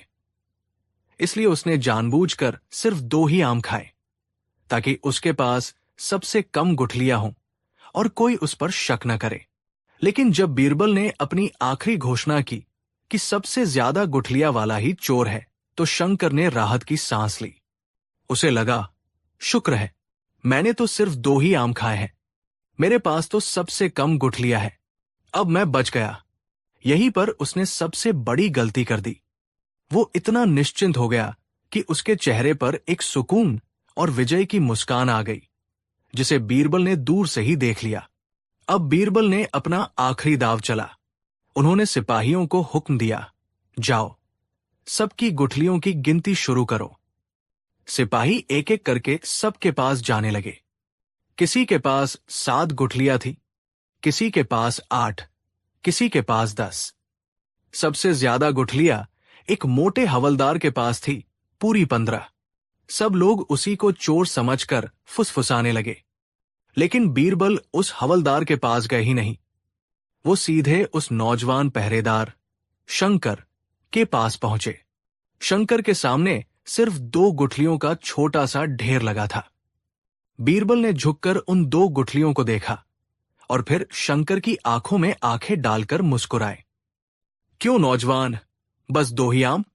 शहंशाह के नूरे जहां, आम क्या तुम्हें पसंद नहीं आए? शंकर ने घबराकर कहा, ना, नहीं हुजूर, ऐसी बात नहीं है। बस मेरा पेट भरा हुआ था। बीरबल की मुस्कान और गहरी हो गई। तुम्हारा पेट भरा हुआ था या तुम्हारा मन डर से भरा हुआ था? यह सुनकर शंकर का चेहरा सफेद पड़ गया। बीरबल ने पूरे दरबार की ओर मुड़कर जोर से कहा, जहांपना और मेरे दोस्तों, चोर वो 15 गुठलियों वाला हवलदार नहीं है। असली चोर यह है सिर्फ 2 गुठलियों वाला शंकर। पूरा दरबार स्तब्ध रह गया। ये कैसे हो सकता है? अकबर ने भी हैरानी से पूछा, बीरबल, ये तुम क्या कह रहे हो? तुम्हारे ही तर्क के हिसाब से तो सबसे ज्यादा खाने वाला चोर होना चाहिए।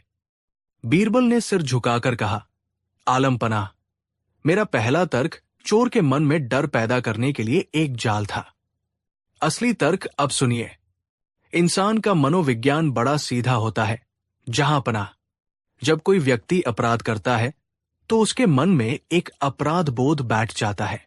वो हमेशा सामान्य से अलग व्यवहार करने की कोशिश करता है ताकि किसी को शक न हो। आज इस दावत में हर कोई एक आम इंसान की तरह व्यवहार कर रहा था, यानी जी भरकर खा रहा था। लेकिन चोर के मन में डर था। उसे लगा कि अगर वो भी दूसरों की तरह ज्यादा खाएगा तो पकड़ा जाएगा। इसलिए शक से बचने के लिए उसने जानबूझकर सबसे कम खाया। बीरबल ने शंकर की ओर इशारा करते हुए कहा, इस पहरेदार को देखिए। हर कोई जब आमों पर टूट पड़ रहा था तब ये घबराया हुआ था। जब मैंने कहा कि सबसे ज्यादा गुठलियों वाला चोर होगा तो बाकी सब डर गए, पर इसके चेहरे पर सुकून आ गया। इसके इसी सुकून ने इसे पकड़वा दिया। इसने सोचा कि ये मेरी चाल को समझ गया, पर असल में ये मेरे जाल में फंस गया। चोर की दाढ़ी में तिनका होता है, जहांपनाह, और इसका तिनका था इसका डर और इसकी होशियारी दिखाने की कोशिश। बीरबल का तर्क इतना सटीक और मनोवैज्ञानिक था कि शंकर के पास कहने को कुछ नहीं बचा। वो समझ गया कि वह दुनिया के सबसे चतुर इंसान के सामने अपनी चालाकी दिखाने की कोशिश कर रहा था। वो बीरबल के पैरों में गिर पड़ा और रोते रोते अपना गुनाह कबूल कर लिया। शहंशाह अकबर अपनी कुर्सी से खड़े हो गए। वो बीरबल की बुद्धिमानी पर हैरान और प्रसन्न थे। उन्होंने बीरबल को गले लगा लिया। मान गए बीरबल, तुम्हारे पास हर समस्या का ऐसा हल होता है जो कोई सोच भी नहीं सकता। तुमने बिना किसी खून खराबे के सिर्फ इंसान के मन को पढ़कर चोर को पकड़ लिया। पूरा दरबार बीरबल की जय जयकार करने लगा। मुल्ला दो प्याजा और दूसरे जलने वाले दरबारियों के चेहरे देखने लायक थे। अब बारी आई शंकर को सजा देने की।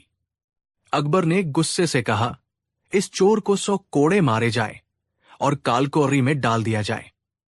लेकिन बीरबल ने शहंशाह को रोका। 1 मिनट आलमपना, अगर इजाजत हो तो इसकी सजा मैं तय करूं। अकबर ने कहा, बोलो बीरबल।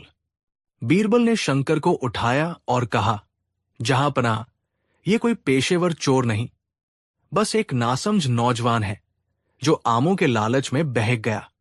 इसे कोड़े मारने से ये सुधरेगा नहीं, बल्कि और बिगड़ जाएगा। मैं चाहता हूं कि इसे एक ऐसी सजा मिले जो इसे जिंदगी भर का सबक सिखा दे। इसे सजा के तौर पर अगले 2 सालों तक शाही बाग के माली राम भरोसे के साथ काम करने का हुक्म दिया जाए। ये सो नए नूर-ए-जहां के पौधे लगाएगा और जब तक वे पेड़ बनकर फल नहीं देने लगते तब तक उनकी सेवा करेगा। जब ये अपनी मेहनत से फल उगाएगा तब इसे उस फल की असली कीमत समझ आएगी जिसे इसने इतनी आसानी से चुरा लिया था। ये सजा सुनकर शहंशाह अकबर और भी प्रसन्न हुए। ये सिर्फ सजा नहीं बल्कि सुधार का एक मौका था। उन्होंने बीरबल के फैसले पर मुहर लगा दी। तो दोस्तों, इस तरह बीरबल ने सिर्फ आमों की गुठलियां गिनकर नहीं बल्कि इंसान के मन में छिपे डर और अपराध बोध को गिनकर असली चोर को पकड़ लिया। ये कहानी हमें सिखाती है कि कोई भी अपराध छिप नहीं सकता और एक दोषी व्यक्ति का व्यवहार ही उसका सबसे बड़ा सुराग होता है। बीरबल की ये बुद्धिमानी हमें बताती है कि असली न्याय सजा देने में नहीं बल्कि इंसान को सुधारने में है। आपको बीरबल की ये अनोखी तरकीब कैसी लगी? क्या आपने कभी किसी के व्यवहार से उसके मन की बात जानी है? हमें नीचे कमेंट्स में जरूर बताइए। कहानी 4। बात उन दिनों की है जब आगरा में कड़ाके की ठंड पड़ रही थी। सूरज कब का अस्त हो चुका था और रात का अंधेरा शहर को अपनी चादर में लपेट चुका था। सड़कों पर वीरानी छाई थी, सिवाय उन सैनिकों के जो गश्त पर थे। ऐसी ही एक बर्फीली रात में रामू नाम का एक गरीब लकड़हारा दिन भर की मेहनत के बाद अपने घर लौट रहा था। उसने सुबह से जंगल में लकड़ियां काटी थी, लेकिन आज बाजार में उसकी लकड़ियां कुछ खास दाम पर नहीं बिकी। उसकी जेब में बस इतने पैसे थे कि वो अपने परिवार के लिए सूखी रोटियां ही खरीद सका था। रामू का शरीर ठंड से अकड़ रहा था। उसके फटे पुराने कपड़े उस जानलेवा सर्दी को रोकने में नाकाम थे। पेट में भूख के चूहे दौड़ रहे थे और घर अभी भी दूर था। चलते चलते वो शहर के सबसे अमीर और सबसे कंजूस सेठ धनीराम की आलीशान हवेली के पास से गुजरा। धनीराम की हवेली किसी महल से कम नहीं थी। उसके बगल में ही उसका एक बड़ा सा भोजनालय था, जहां से लजीज पकवानों की खुशबू हवा में तैर रही थी। घी और मसालों की उस महक ने रामू की भूख को और भी भड़का दिया। उसके कदम अपने आप ही उस भोजनालय की रसोई की खिड़की के पास रुक गए। अंदर रसोइये गर्मा गर्म पूरियां, कचौड़ियां और तरह तरह की सब्जियां बना रहे थे। रसोई की भट्टी से निकलती आग की गर्मी खिड़की के बाहर तक आ रही थी। रामू ने सोचा, अंदर जाकर खाने के पैसे तो नहीं हैं, लेकिन क्यों न थोड़ी देर यही खड़े होकर इस आग की गर्मी से अपने ठिठुरते हाथों को सेंक लूं और इस खाने की खुशबू से ही अपने मन को बहला लूं। ये सोचकर वो खिड़की के पास खड़ा हो गया।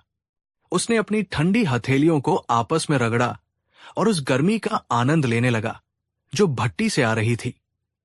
पकवानों की मनमोहक खुशबू उसके नथुनों में जा रही थी और उसे एक अजीब सा सुकून मिल रहा था। वो अपनी भूख और ठंड भूलकर कुछ पल के लिए वही खड़ा रहा। तभी भोजनालय का मालिक, वही कंजूस सेठ धनीराम, बाहर निकला। उसकी नजर रामू पर पड़ी, जो आंखें बंद किए बड़े आनंद से उसके भोजनालय की गर्मी और खुशबू का मजा ले रहा था। सेठ की आंखें गुस्से से लाल हो गई। वो चीखा, कौन है रे तू? यहां खड़े होकर मुफ्त में मेरे भोजनालय की गर्मी और मेरे पकवानों की खुशबू का मजा ले रहा है। चल, पैसे निकाल। रामू हक्का बक्का रह गया। उसने हाथ जोड़कर कहा, मालिक, मैं तो बस ठंड बहुत थी तो थोड़ी देर आग की गर्मी लेने के लिए खड़ा हो गया था। मैंने आपका कुछ खाया नहीं, कुछ लिया नहीं। मैं पैसे किस बात के दूं? सेठ धनीराम हंसा। उसका हंसना किसी जहरीले नाग के फुफकारने जैसा था। वाह, क्या बात कही! अरे मूर्ख, जो गर्मी तूने ली वो मेरी लकड़ियों से जल रही आग की थी। जो खुशबू तूने ली वो मेरे घी, तेल और मसालों की थी। क्या ये सब मुफ्त में आता है? जब मैंने इन सब पर पैसा खर्च किया है तो तू इसका मुफ्त में आनंद कैसे ले सकता है? चल, निकाल 100 सिक्के, वरना मैं तुझे सिपाही के हवाले कर दूंगा। रामू के पैरों तले जमीन खिसक गई। 100 सिक्के! उसके पास तो 2 सिक्के भी ढंग से नहीं थे। उसने सेठ के पैर पकड़ लिए। सेठ जी, मुझ गरीब पर रहम करो। मैं एक लकड़हारा हूं। दिन भर की कमाई से मेरे घर का चूल्हा जलता है। 100 सिक्के तो मैंने एक साथ कभी देखे भी नहीं। मैंने सच में आपका कोई नुकसान नहीं किया, लेकिन कंजूस और घमंडी धनीराम पर उसकी बातों का कोई असर नहीं हुआ। उसने रामू को धक्का दिया और चिल्लाने लगा, चोर, बेईमान, मेरा माल मुफ्त में इस्तेमाल करता है और अब पैसे देने में आनाकानी कर रहा है। रुक, मैं अभी तुझे सबक सिखाता हूं। शोर सुनकर लोग इकट्ठा हो गए। सेठ ने 2 सिपाहियों को बुलाया और रामू पर चोरी का इल्जाम लगा दिया। मामला शहर की पंचायत में पहुंच गया। पंचायत में सेठ धनीराम ने अपनी पहुंच और पैसे का इस्तेमाल किया। उसने पंचों को अपनी तरफ कर लिया। उसने दलील दी, हुजूर, इस आदमी ने मेरे भोजनालय की गर्मी और खुशबू का इस्तेमाल किया है। यह भी एक तरह की चोरी है। मेरे व्यापार का नियम है, सेवा का मूल्य होता है। इसने मेरी सेवा ली है तो इसे मूल्य चुकाना ही होगा। गरीब रामू अपनी बात कहने की कोशिश करता रहा, लेकिन उसकी आवाज को अनसुना कर दिया गया। पंचों ने भी सेठ की हां में हां मिलाई और फैसला सुनाया कि रामू को सेठ को 100 सोने के सिक्के देने होंगे। यह फैसला सुनकर रामू पर मानो पहाड़ टूट पड़ा। वो वही जमीन पर बैठकर रोने लगा। 100 सिक्के वो 7 जन्मों में भी नहीं चुका सकता था।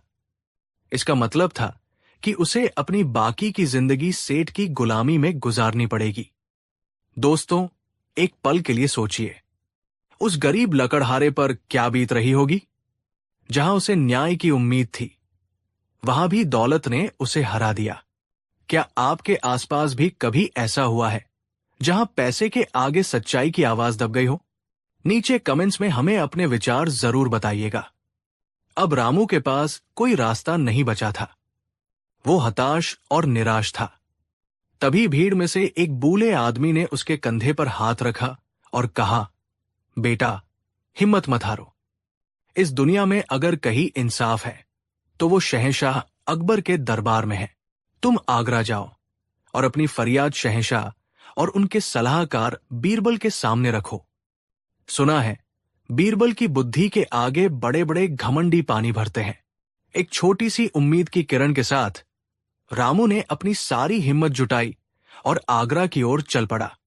कई दिनों की मुश्किल यात्रा के बाद भूखा प्यासा रामू आखिरकार शहंशाह अकबर के दरबार में पहुंच गया।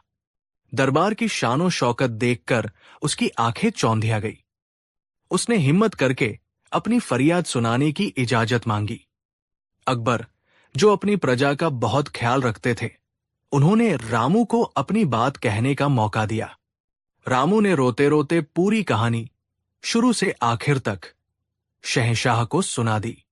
उसने बताया कि कैसे उसने सिर्फ गर्मी और खुशबू ली थी और कैसे सेठ धनीराम उससे 100 सोने के सिक्कों की मांग कर रहा है।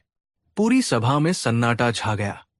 ये एक ऐसा अनोखा मामला था जो किसी ने पहले कभी नहीं सुना था। कुछ दरबारी हंसने लगे तो कुछ को रामू पर तरस आया। सेठ धनीराम को भी दरबार में बुलाया गया। वो पूरे आत्मविश्वास के साथ आया, क्योंकि उसे यकीन था कि उसकी दलीलें इतनी मजबूत हैं कि शहंशाह भी उसे गलत नहीं ठहरा सकते। धनीराम ने अकबर के सामने भी वही बात दोहराई, आलम पनाह, हर चीज की एक कीमत होती है। मेरे भोजनालय से निकलने वाली गर्मी और खुशबू मेरे व्यापार का हिस्सा है। अगर कोई उसका आनंद लेता है तो उसे उसकी कीमत चुकानी होगी। ये व्यापार का सीधा साधा नियम है। शहंशाह अकबर भी सोच में पड़ गए। मामला था तो बड़ा अजीब, लेकिन सेठ की दलीलों में उन्हें एक तरह का तर्क नजर आ रहा था। वो किसी भी पक्ष के साथ अन्याय नहीं करना चाहते थे। उन्होंने अपने दरबारियों से सलाह मांगी, लेकिन कोई भी इस पहेली को सुलझा नहीं पा रहा था। जब कोई रास्ता नहीं सूझा तो अकबर की नजर अपने सबसे भरोसेमंद और बुद्धिमान सलाहकार बीरबल पर पड़ी। बीरबल अब तक शांत बैठे पूरी घटना को बड़े ध्यान से सुन रहे थे और उनके चेहरे पर एक हल्की सी मुस्कान थी। अकबर ने कहा, बीरबल, इस पूरे मामले पर खामोश क्यों हो? तुम्हारी क्या राय है? क्या खुशबू और गर्मी की भी कोई कीमत हो सकती है? इस गरीब के साथ न्याय कैसे किया जाए? बीरबल अपनी जगह से उठे, शहंशाह को सलाम किया और बोले, जहां पनाह, सेठ धनीराम की बात में तर्क तो है।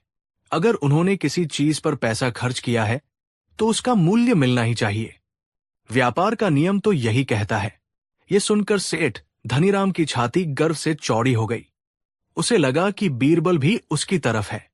रामू का चेहरा निराशा से और भी लटक गया, लेकिन बीरबल ने अपनी बात आगे बढ़ाई, मगर जहांपनाह, न्याय का तकाजा ये भी है कि जैसा सौदा हो, कीमत भी वैसी ही होनी चाहिए। मुझे इस मामले में न्याय करने के लिए 1 दिन का समय और 100 सोने के सिक्के चाहिए। दरबार में सब हैरान थे। बीरबल को न्याय करने के लिए 100 सोने के सिक्के क्यों चाहिए? अकबर को बीरबल पर पूरा भरोसा था। उन्होंने शाही खजाने से 100 सोने के सिक्के मंगवाए और एक थैली में भरकर बीरबल को दे दिए। उन्होंने सेठ धनीराम और रामू को अगले दिन फिर से दरबार में हाजिर होने का हुक्म दिया। अगले दिन पूरा दरबार खचाखच भरा हुआ था।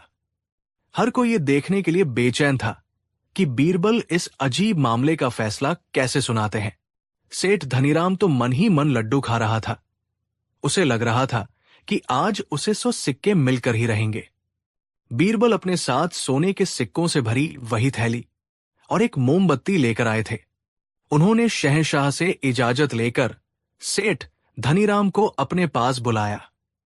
फिर उन्होंने जमीन पर एक बड़ा सा सफेद कपड़ा बिछाया और उस पर वो 100 सोने के सिक्के एक एक करके रख दिए। सोने के सिक्के दरबार की रोशनी में चमक रहे थे। धनीराम की आंखें उन सिक्कों को देखकर लालच से चमक उठीं। वो उन्हें उठाने के लिए आगे बढ़ा ही था कि बीरबल ने उसे हाथ के इशारे से रोक दिया। बीरबल ने कहा, सेठ जी, इतनी जल्दी क्या है? अभी न्याय पूरा नहीं हुआ है। फिर बीरबल ने उन सिक्कों के पास एक मोमबत्ती जलाई। मोमबत्ती की रोशनी में हर सिक्के की एक परछाई उस सफेद कपड़े पर बनने लगी। दरबार में मौजूद हर शख्स की सांसें रुकी हुई थी। किसी को समझ नहीं आ रहा था कि बीरबल आखिर कर क्या रहे हैं। बीरबल सेठ धनीराम की ओर मुड़े और एक गंभीर आवाज में बोले, सेठ धनीराम, इस गरीब लकड़हारे रामू ने तुम्हारे भोजनालय से क्या लिया था? सेठ ने अकड़कर जवाब दिया, इसने मेरी आग की गर्मी और मेरे पकवानों की खुशबू ली थी। बीरबल ने सिर हिलाया, बहुत खूब। क्या इसने तुम्हारे खाने को छुआ? क्या इसने तुम्हारी लकड़ियों को उठाया? सेठ ने कहा, नहीं, छुआ तो नहीं, लेकिन बीरबल ने उसकी बात काट दी, बस, जब इसने तुम्हारी किसी ठोस चीज को नहीं लिया तो तुम उससे ठोस सिक्के कैसे ले सकते हो? इसने गर्मी महसूस की और खुशबू को सूंघा। ये दोनों ही चीजें ऐसी हैं जिन्हें पकड़ा नहीं जा सकता, सिर्फ महसूस किया जा सकता है। फिर बीरबल ने उन सिक्कों की परछाइयों की ओर इशारा करते हुए कहा, तो तुम्हारे इस अमूर्त सौदे का भुगतान भी अमूर्त ही होगा। इस लकड़हारे की तरफ से मैं तुम्हें इन 100 सोने के सिक्कों की परछाई देता हूं। जाओ और इन परछाइयों को उठा लो। यही तुम्हारी कीमत है। ये सुनते ही पूरे दरबार में ठहाके गूंज उठे। शहंशाह अकबर भी अपनी हंसी नहीं रोक पाए। सेठ धनीराम का चेहरा शर्म और गुस्से से लाल हो गया। उसे अपनी बेवकूफी का एहसास हो चुका था। वो समझ गया था कि बीरबल ने उसी के तर्क से उसे मात दे दी है। जैसे को तैसा, खुशबू और गर्मी के बदले सिक्कों की परछाई। धनीराम का सिर शर्म से झुक गया। वो कुछ बोल नहीं पाया। बीरबल ने आगे कहा, जहांपनाह, न्याय का सिद्धांत है कि जैसा कर्म हो वैसा ही फल मिलना चाहिए। इस लकड़हारे ने कोई भौतिक वस्तु नहीं चुराई, इसलिए इसे भौतिक दंड या जुर्माना नहीं दिया जा सकता। सेठ को उसके लालच और इस गरीब को परेशान करने का सबक मिल गया है। शहंशाह अकबर बीरबल के इस अनोखे और बुद्धिमानी भरे न्याय से बहुत प्रसन्न हुए। उन्होंने बीरबल की पीठ थपथपाई और कहा, वाह बीरबल, वाह! तुमने एक बार फिर साबित कर दिया कि तुम्हारी बुद्धि का कोई मुकाबला नहीं। तुमने दूध का दूध और पानी का पानी कर दिया। फिर अकबर ने सेठ धनीराम को कड़ी फटकार लगाई। उन्होंने उसे आदेश दिया कि अपनी इस हरकत के लिए वो रामू से माफी मांगे और हर्जाने के तौर पर उसे 100 असली सोने के सिक्के दे। इसके बाद अकबर ने रामू को अपने पास बुलाया। उन्होंने शाही खजाने से रामू को अतिरिक्त इनाम दिया ताकि वह अपना जीवन आराम से गुजार सके। रामू की आंखों में खुशी के आंसू थे। उसने बीरबल और शहंशाह अकबर का लाख लाख शुक्रिया अदा किया। आज उसे विश्वास हो गया था कि दुनिया में न्याय जिंदा है, बस उसे सही जगह पर तलाशने की जरूरत है। और उस दिन के बाद उस कहानी का नाम पड़ गया न्याय की मोमबत्ती।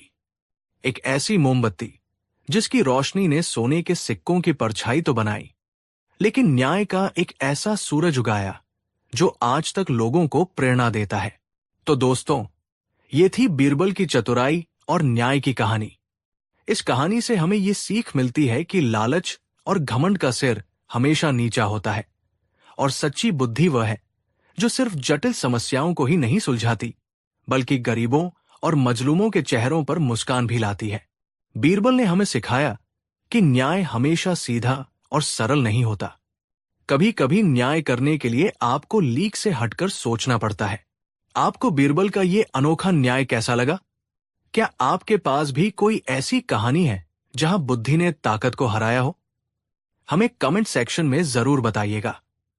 हमें आपके विचार पढ़ना बहुत अच्छा लगता है। कहानी 5।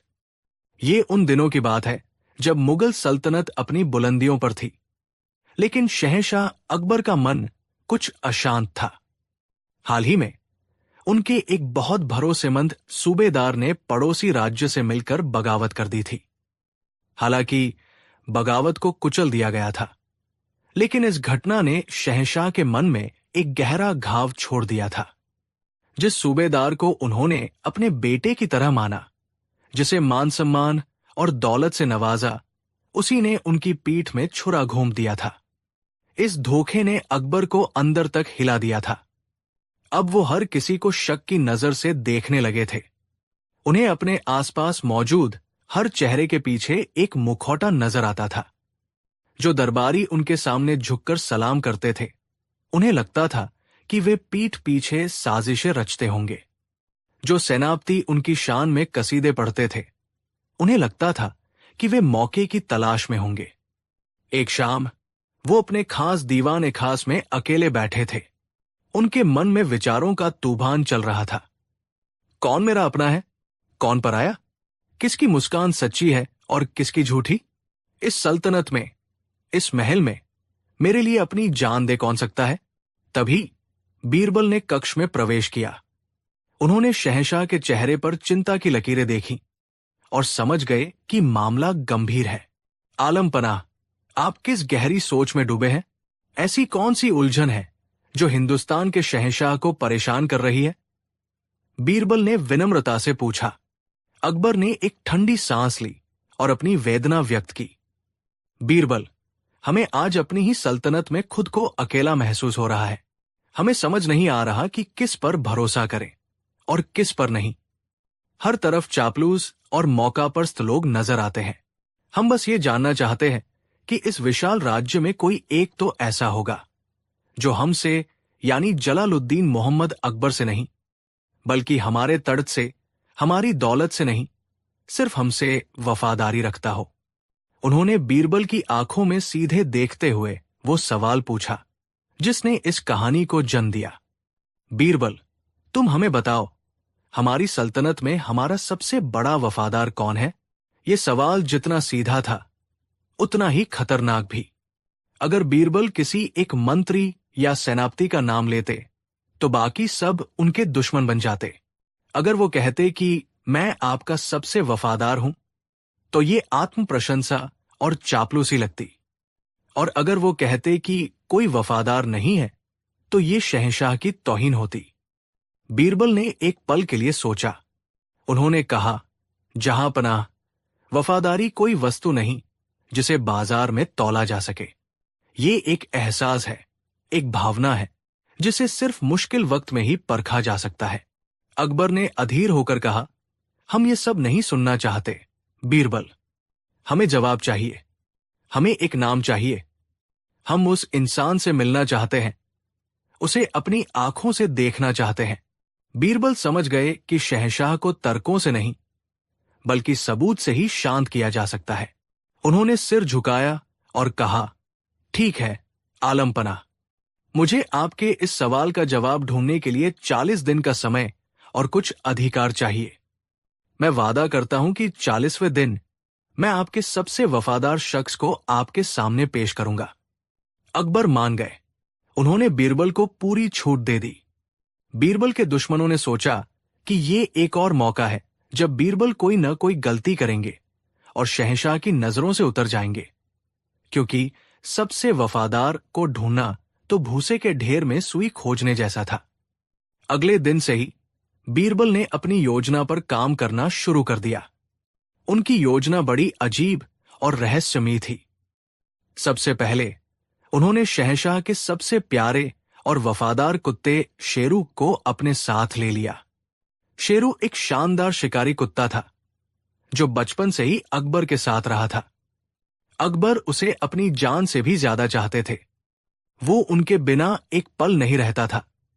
बीरबल शेरू को लेकर शहर के बाहर एक सुनसान हवेली में चले गए। उन्होंने उस कुत्ते को एक आरामदायक कमरे में रखा, लेकिन उसे खाना देना बिल्कुल कम कर दिया। उसे दिन में बस इतना ही दिया जाता कि वो जिंदा रह सके। भूखा शेरू दिन रात भौंकता रहता, लेकिन बीरबल टस से मस नहीं हुए। इसके बाद बीरबल ने एक दूसरा काम किया। उन्होंने शहंशाह के नाम से एक झूठा फरमान जारी करवाया और उसकी प्रतियां सल्तनत के हर कोने में, हर सूबेदार, हर मंत्री और हर अमीर दरबारी के पास भिजवाई। उस फरमान में लिखा था, शहंशाह जलालुद्दीन मोहम्मद अकबर एक गंभीर और लाइलाज बीमारी से ग्रस्त हो गए हैं। शाही हकीमों ने जवाब दे दिया है और उनका कहना है कि शहंशाह के पास अब बस कुछ ही हफ्तों का समय बचा है। चूंकि शहंशाह का कोई भी बेटा अभी सल्तनत संभालने के लायक नहीं है, इसलिए शहंशाह ने फैसला किया है कि वो अपनी वसीयत में सल्तनत का अगला वारिस उस व्यक्ति को घोषित करेंगे जो उनकी नजर में सबसे योग्य और वफादार होगा। ये खबर आग की तरह पूरी सल्तनत में फैल गई।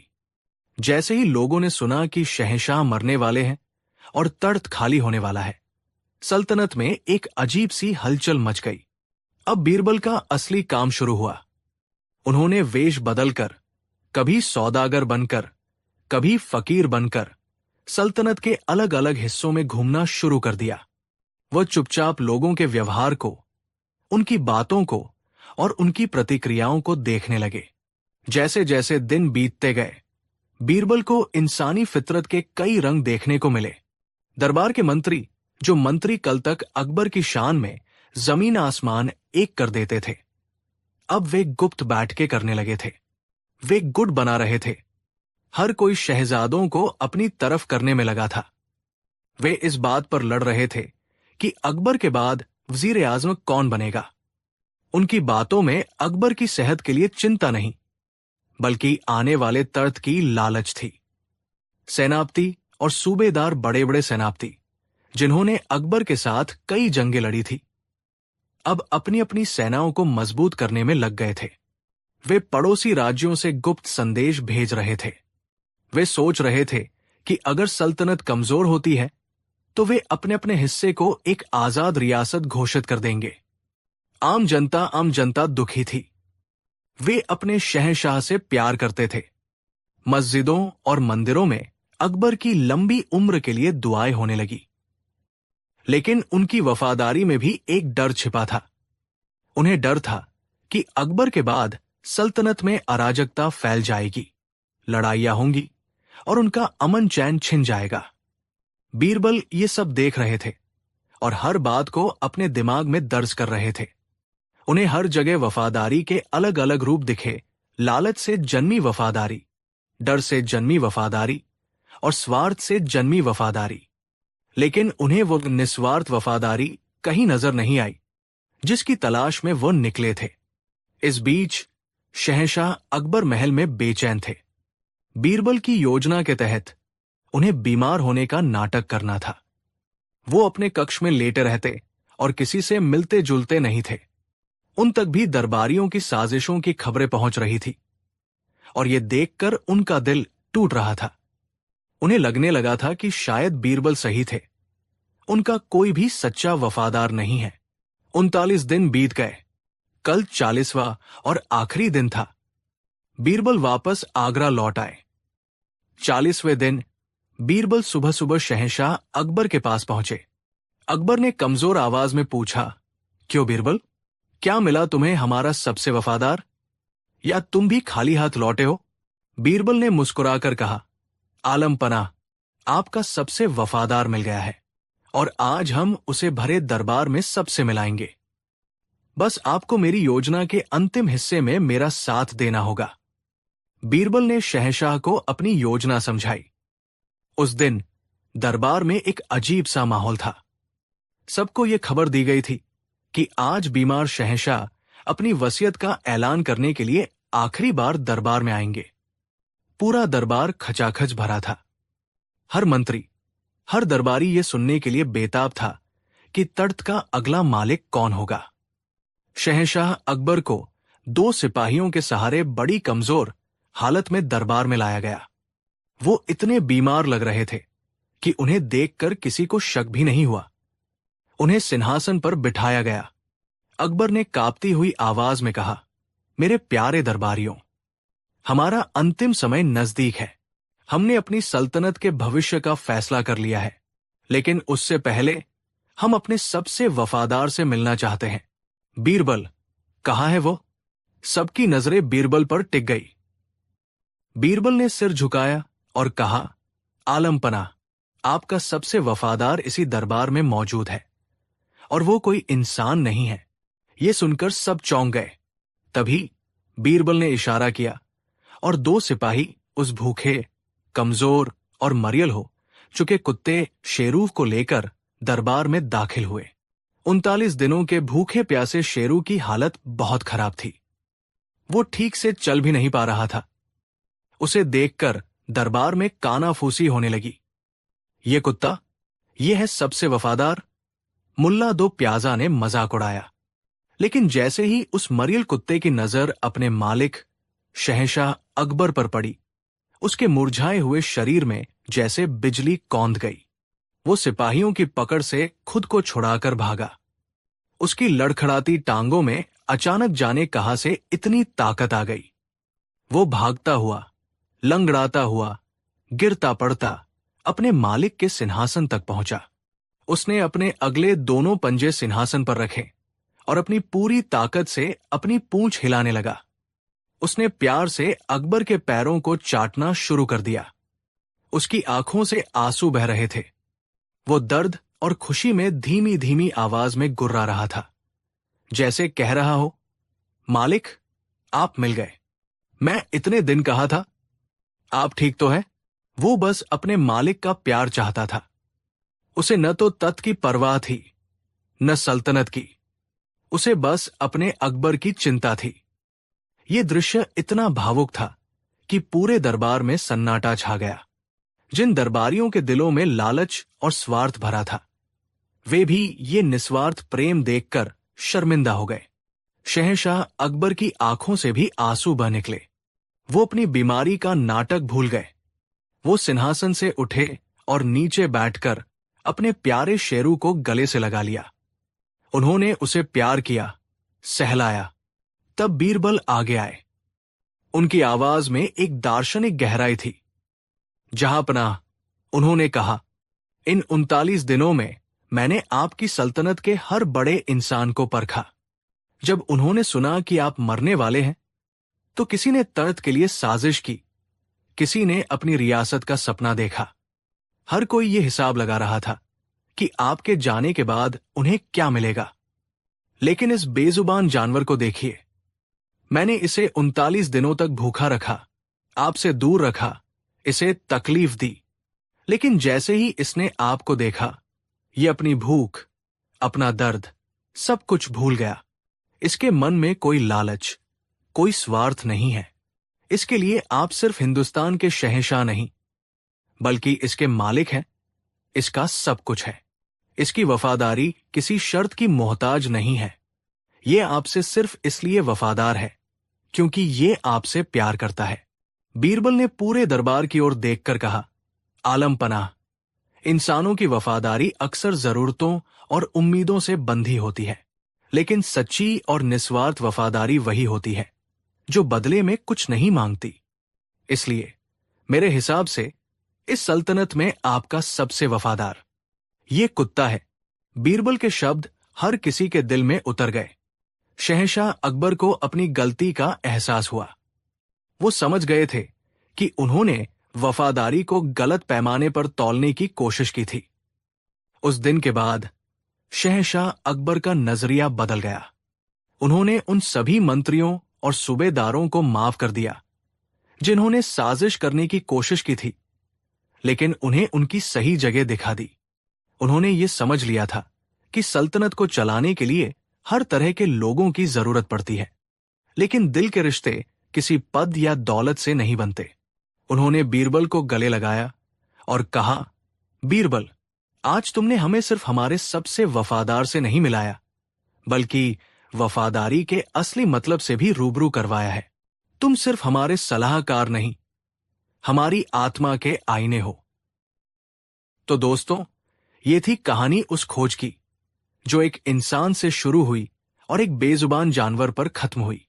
ये कहानी हमें सिखाती है कि सच्ची वफादारी अक्सर वहां मिलती है जहां हम उसकी उम्मीद भी नहीं करते, बिना किसी शर्त के, बिना किसी स्वार्थ के।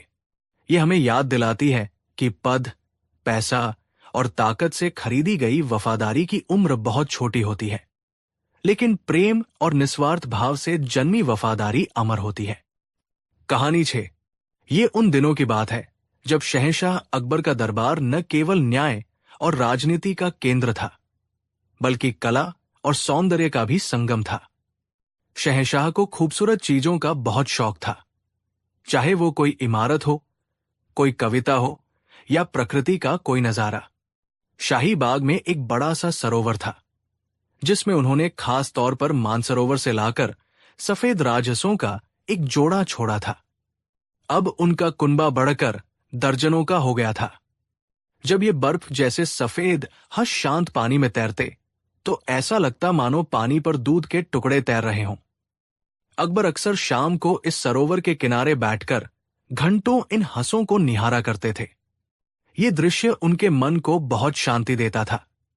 एक दिन दरबार में देवगढ़ के राजा सूर्य प्रताप सिंह मेहमान बनकर आए। अकबर ने अपने मेहमान को शाही बाग की सैर कराने का फैसला किया। दरबार के सभी खास मंत्री और नवरत्न भी उनके साथ थे। जब सभी लोग उस सरोवर के पास पहुंचे तो राजा सूर्य प्रताप उन सफेद हंसों की सुंदरता देखकर मंत्रमुग्ध हो गए। वाह शहंशाह, क्या खूब नजारा है, उन्होंने कहा। मैंने अपनी जिंदगी में इतने खूबसूरत और राजसी हंस कभी नहीं देखे। ये तो आपकी सल्तनत की शांति और समृद्धि का प्रतीक है। अकबर ये तारीफ सुनकर बहुत खुश हुए। तभी उस्ताद मंसूर, जो सल्तनत के मुख्य चित्रकार थे और पक्षियों के विशेषज्ञ माने जाते थे, आगे आए। मंसूर एक बेहतरीन कलाकार थे, लेकिन उनके मन में बीरबल के लिए बहुत ईर्ष्या थी। उन्हें लगता था कि शहंशाह हर बात में बीरबल की सलाह क्यों लेते हैं, जबकि असली ज्ञान तो उन जैसे विशेषज्ञों के पास है। आज उन्हें बीरबल को नीचा दिखाने का एक सुनहरा मौका नजर आया। उस्ताद मंसूर ने अदब से झुककर कहा, राजा साहब की बात में दम है, आलमपना। सफेद हंस वाकई शांति का प्रतीक है, लेकिन हमारे प्राचीन ग्रंथों और ईरान के किस्सों में एक और हंस का जिक्र आता है, जो इससे भी कहीं ज्यादा दुर्लभ और चमत्कारी होता है। अकबर ने उत्सुकता से पूछा, कौन सा हंस उस्ताद? मंसूर ने एक रहस्यमयी मुस्कान के साथ कहा, काले रंग का हंस, जहांपना। एक ऐसा हंस जिसका हर पंख अमावस की रात की तरह काला हो, जिसकी आंखें माणिक की तरह चमकती हों और जिसकी आवाज में वीणा का संगीत हो। कहते हैं ये काला हंस हर किसी को नजर नहीं आता। ये केवल उसी बादशाह के राज्य में प्रकट होता है जिसका राजपाट पुण्य और नेकी की नींव पर खड़ा हो। इसका दिखना सल्तनत के लिए सौभाग्य का सबसे बड़ा संकेत माना जाता है। ये सुनकर राजा सूर्य प्रताप और भी प्रभावित हुए। अरे, ये तो बड़ी अद्भुत बात है। क्या आपकी सल्तनत में ऐसा कोई काला हंस है शहंशाह? अब अकबर के लिए ये उनकी शान का सवाल बन गया था। मंसूर ने बड़ी चालाकी से काले हंस को सल्तनत की नेकी और अकबर के गौरव से जोड़ दिया था। अकबर को लगा कि अगर उनकी सल्तनत में काला हंस नहीं है तो मेहमान राजा के सामने उनकी इज्जत कम हो जाएगी। उनकी नजर दरबार में शांत खड़े बीरबल पर पड़ी। बीरबल के चेहरे पर एक हल्की सी मुस्कान थी, मानो वो मंसूर की चाल को समझ गए हों। अकबर ने एक शाही अंदाज में कहा, क्यों नहीं, हमारी सल्तनत में भला किस चीज की कमी है?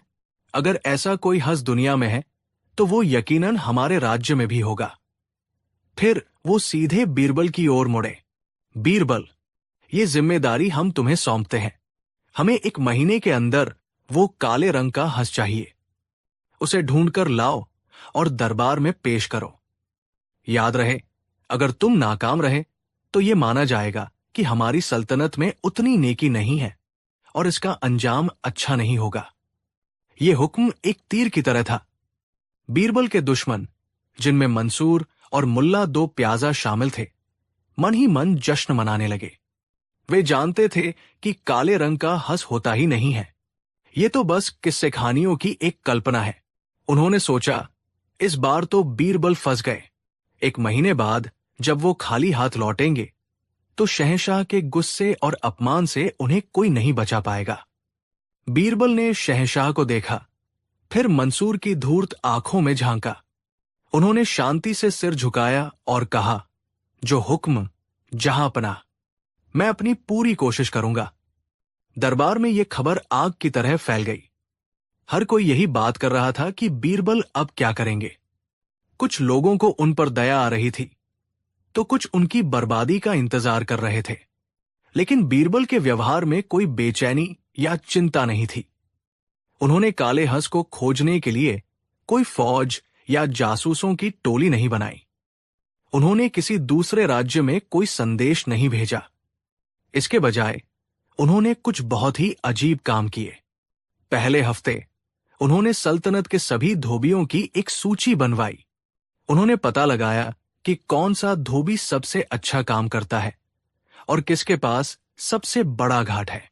दूसरे हफ्ते उन्होंने शाही खजाने से 100 सोने की मोहरें ली और शहर के सबसे अच्छे दर्जी को बुलवाया।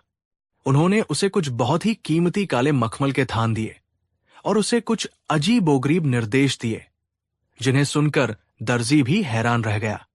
तीसरे हफ्ते वो अपना ज्यादातर समय यमुना नदी के किनारे बिताने लगे। वो घंटों शांत बैठकर नदी के बहाव को, मछुआरों को और घाट पर कपड़े धोते धोबियों को देखते रहते। बीरबल के दुश्मन ये सब देखकर और भी खुश हो रहे थे। मुल्ला 2 प्याजा ने अकबर से कहा, देखिए जहांपना, मैंने तो पहले ही कहा था। बीरबल पागल हो गए हैं। काले हंस को खोजने के बजाय वो धोबियों और दर्जियों के साथ वक्त बर्बाद कर रहे हैं। वो बस आपका दिया हुआ 1 महीना टाल रहे हैं। अकबर का सब्र भी अब जवाब दे रहा था। उन्हें लगने लगा था कि शायद उन्होंने बीरबल को एक नामुमकिन काम देकर गलती कर दी है। आखिरकार एक महीने का आखिरी दिन आ पहुंचा। उस दिन सुबह से ही दरबार में गहमा गहमी थी।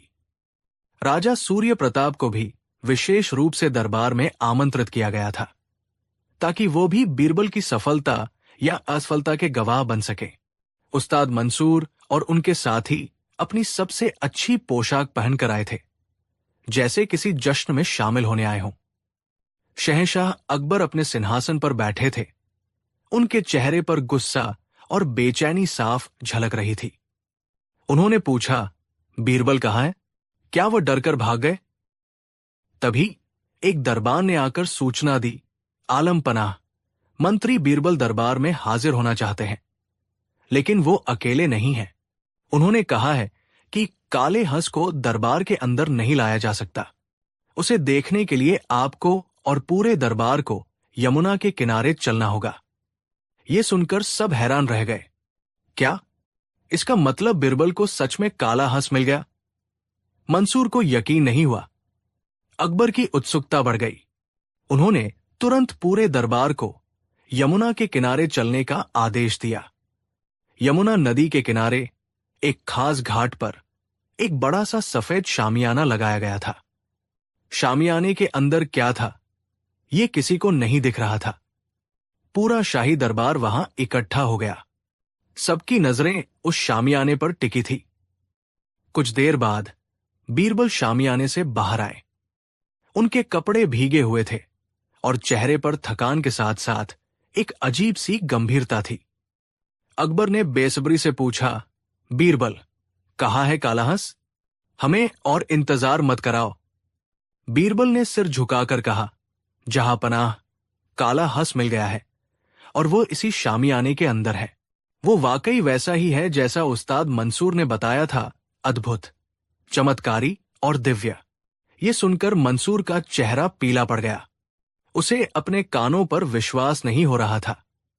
लेकिन बीरबल ने अपनी बात जारी रखी, पर आलम पनाह, जैसा कि कहा गया है, ये कोई साधारण हंस नहीं है। इसकी कुछ शर्तें हैं। ये हर किसी को अपना दर्शन नहीं देता। कैसी शर्तें? अकबर ने पूछा।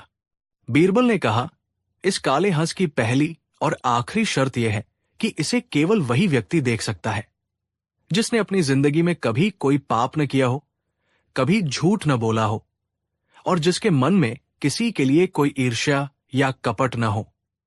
यह सुनकर दरबार में एक अजीब सी खामोशी छा गई। बीरबल आगे बोले, यह हंस बहुत पवित्र है। अगर कोई भी पापी या कपटी व्यक्ति इसे देखने की कोशिश करेगा तो यह हंस हमेशा के लिए पत्थर का बन जाएगा। इसलिए मैं आप सबसे हाथ जोड़कर विनती करता हूं कि केवल वही लोग इस शामियाने के अंदर प्रवेश करें जिन्हें पूरा यकीन हो कि वे हर तरह से निष्पाप और पवित्र हैं। अब बीरबल ने अपना असली खेल शुरू किया था। उन्होंने गेंद दरबारियों के पाले में डाल दी थी। बीरबल की शर्त सुनकर दरबारियों में कानाफूसी होने लगी। हर कोई एक दूसरे का मुंह देख रहा था। कोई भी ये दावा करने की हिम्मत नहीं कर पा रहा था कि वो पूरी तरह से निष्पाप है। बीरबल सबसे पहले उस्ताद मंसूर के पास गए, जिन्होंने ये सारा बखेड़ा खड़ा किया था। उस्ताद जी, बीरबल ने बड़े अदब से कहा, आप तो एक महान कलाकार हैं और प्रकृति के ज्ञाता हैं। आप ही ने हमें इस दिव्य हंस के बारे में बताया था। आप यकीनन एक पवित्र आत्मा होंगे। कृपया आप आगे बढ़ें और सबसे पहले इस हंस के दर्शन करके हम सबको कृतार्थ करें। अब मंसूर बुरी तरह फंस गया। उसकी हालत आगे कुआ पीछे खाई जैसी हो गई थी। अगर वो अंदर जाता है तो उसे कोई काला हंस नहीं मिलेगा, क्योंकि वहां था ही नहीं। और जब वो बाहर आकर कहेगा कि उसे कुछ नहीं दिखा, तो बीरबल कहेंगे, देखा, इसका मतलब आप पवित्र नहीं हैं। आपके मन में पाप है और पूरे दरबार के सामने उसकी इज्जत मिट्टी में मिल जाएगी। और अगर वो अंदर जाने से मना कर देता है तो वो खुद ही ये मान लेगा कि वो एक पापी और कपटी इंसान है। मंसूर का चेहरा पसीने से भीग गया। वो हकलाते हुए बोला, नहीं, नहीं बीरबल जी, मैं कैसे जा सकता हूं? मैं तो एक मामूली इंसान हूं। मुझसे जाने अनजाने में कई गलतियां हुई होंगी। ये सौभाग्य तो शहंशाह सलामत को मिलना चाहिए। उसने बड़ी चालाकी से गेंद अकबर की तरफ फेंक दी। अब बीरबल शहंशाह अकबर के पास पहुंचे। आलम पनाह, उस्ताद मंसूर तो संकोच कर रहे हैं। आप तो इस सल्तनत के मालिक हैं, ईश्वर की परछाई है। आपसे ज्यादा पवित्र कौन हो सकता है? आप चलिए। अकबर एक बुद्धिमान शासक थे। वो एक पल में बीरबल की पूरी चाल समझ गए। उन्हें याद आया कि कैसे उन्होंने भी गुस्से में और अपनी शान के लिए बीरबल को एक असंभव काम सौंप दिया था। उन्हें अपनी गलती का एहसास हुआ। लेकिन वो शहंशाह थे। वो सबके सामने ये कैसे मान सकते थे कि वो भी पूरी तरह निष्पाप नहीं है? अकबर ने एक पल सोचा और फिर मुस्कुराए। उन्होंने कहा, बीरबल, हम इस सल्तनत के शासक हैं। हमसे भी राजकाज में कई कड़े फैसले लेने पड़ते हैं, जिससे शायद किसी का दिल दुखा हो। हम ये दावा नहीं कर सकते कि हम पूरी तरह से पवित्र हैं। ये सौभाग्य तो हमारे मेहमान राजा सूर्य प्रताप को मिलना चाहिए, जो एक बहुत ही धर्मात्मा राजा है। अब गेंद राजा सूर्य प्रताप के पाले में थी। वो भी एक समझदार व्यक्ति थे। उन्होंने हाथ जोड़ दिए और कहा, नहीं नहीं शहंशाह, मैं तो बस एक छोटा सा राजा हूं। मुझसे भी कई भूल चूक हुई होगी। मैं इस दिव्य हंस को देखने के लायक नहीं हूं। अब बीरबल एक एक करके सभी दरबारियों के पास गए। मुल्ला दो प्याजा, सेनापति, काजी, हर किसी ने कोई न कोई बहाना बनाकर अंदर जाने से मना कर दिया। किसी ने कहा, मैंने व्यापार में झूठ बोला है, तो किसी ने कहा, मेरे मन में लालच है। कोई भी खुद को पापी कहलवाने का जोखिम नहीं उठाना चाहता था। जब सबने मना कर दिया तो दरबार में एक गहरा सन्नाटा छा गया। तब बीरबल जोर से हंसे। उनकी हंसी में जीत की खनक थी। उन्होंने कहा, जहांपनाह, यह बड़े आश्चर्य की बात है। उस्ताद मंसूर ने कहा था कि काला हंस केवल नेकी और पुण्य वाले राज्य में ही दिखता है, लेकिन यहां तो एक भी ऐसा व्यक्ति नहीं है जो खुद को उसे देखने के लायक समझता हो। इसका मतलब तो यह हुआ कि हमारी सल्तनत में कोई भी निष्पाप और पवित्र नहीं है। यह सुनकर मंसूर और बाकी दुश्मनों के सिर शर्म से झुक गए। बीरबल ने अपनी बात पूरी की, लेकिन सच ये नहीं है जहांपनाह। सच तो यह है कि दुनिया में ऐसा कोई इंसान है ही नहीं जो पूरी तरह से निष्पाप हो। हर इंसान से गलतियां होती हैं, और सच ये भी है कि काले रंग का हंस होता ही नहीं है। ये तो बस उस्ताद मंसूर की कल्पना थी, जिसका इस्तेमाल वो मुझे फंसाने के लिए करना चाहते थे। अब बीरबल ने शामियाने का पर्दा हटा दिया। अंदर का दृश्य देखकर सब दंग रह गए। अंदर कोई काला हंस नहीं था। वहां सल्तनत का सबसे अच्छा धोबी अपने कुछ साथियों के साथ एक बड़े से कड़ाहे में काला रंग घोल रहा था, और पास में ही कुछ सफेद राजसों को पकड़कर रखा गया था, जिन्हें शायद वे रंगने की तैयारी कर रहे थे। बीरबल ने समझाया, जहांपनाह, जब मुझे पता था कि काला हंस दुनिया में कहीं नहीं है, तो मेरे पास दो ही रास्ते थे। या तो मैं हार मान लेता, या फिर मैं एक बना लेता। मैं इन सफेद हंसों को काला रंगने ही वाला था। लेकिन फिर मैंने सोचा कि एक झूठ को साबित करने के लिए दूसरा झूठ क्यों बोलना। इससे बेहतर है कि मैं सच्चाई को ही इस तरह सामने लाऊं कि झूठ बोलने वालों का पर्दाफाश हो जाए। मैंने ये पवित्रता और पाप की शर्त इसलिए रखी ताकि जो लोग दूसरों की परीक्षा लेना चाहते हैं, उन्हें पहले खुद अपनी आत्मा के आईने में झांकने का मौका मिले। अब सब कुछ शीशे की तरह साफ था। शहंशाह अकबर को अपनी गलती का और मंसूर की साजिश का पूरा एहसास हो गया, लेकिन वो बीरबल की बुद्धिमानी पर इतने प्रसन्न हुए कि उनका सारा गुस्सा काफूर हो गया। वो जोर से हंसे और बीरबल को गले लगा लिया। वाह बीरबल, वाह! तुमने एक बार फिर साबित कर दिया कि बुद्धि की तलवार के आगे हर साजिश का सिर झुक जाता है। तुमने न सिर्फ एक असंभव काम को संभव कर दिखाया, बल्कि हम सबको एक बहुत बड़ा सबक भी सिखाया है। शहंशाह ने उस्ताद मंसूर और अन्य दरबारियों को उनकी इस हरकत के लिए कड़ी फटकार लगाई और उन्हें दरबार में सबके सामने बीरबल से माफी मांगने का हुक्म दिया। तो दोस्तों, इस तरह बीरबल ने अपनी चतुराई से न सिर्फ खुद को एक मुश्किल जाल से बचाया, बल्कि अपने दुश्मनों को उन्हीं के बिछाए खेल में मात दे दी। ये कहानी हमें सिखाती है कि जो लोग दूसरों के लिए गड्ढा खोदते हैं, वे अक्सर खुद ही उसमें गिरते हैं। ये हमें यह भी याद दिलाती है कि दुनिया में कोई भी इंसान दूध का धुला नहीं होता और दूसरों पर उंगली उठाने से पहले हमें हमेशा अपने गिरेबान में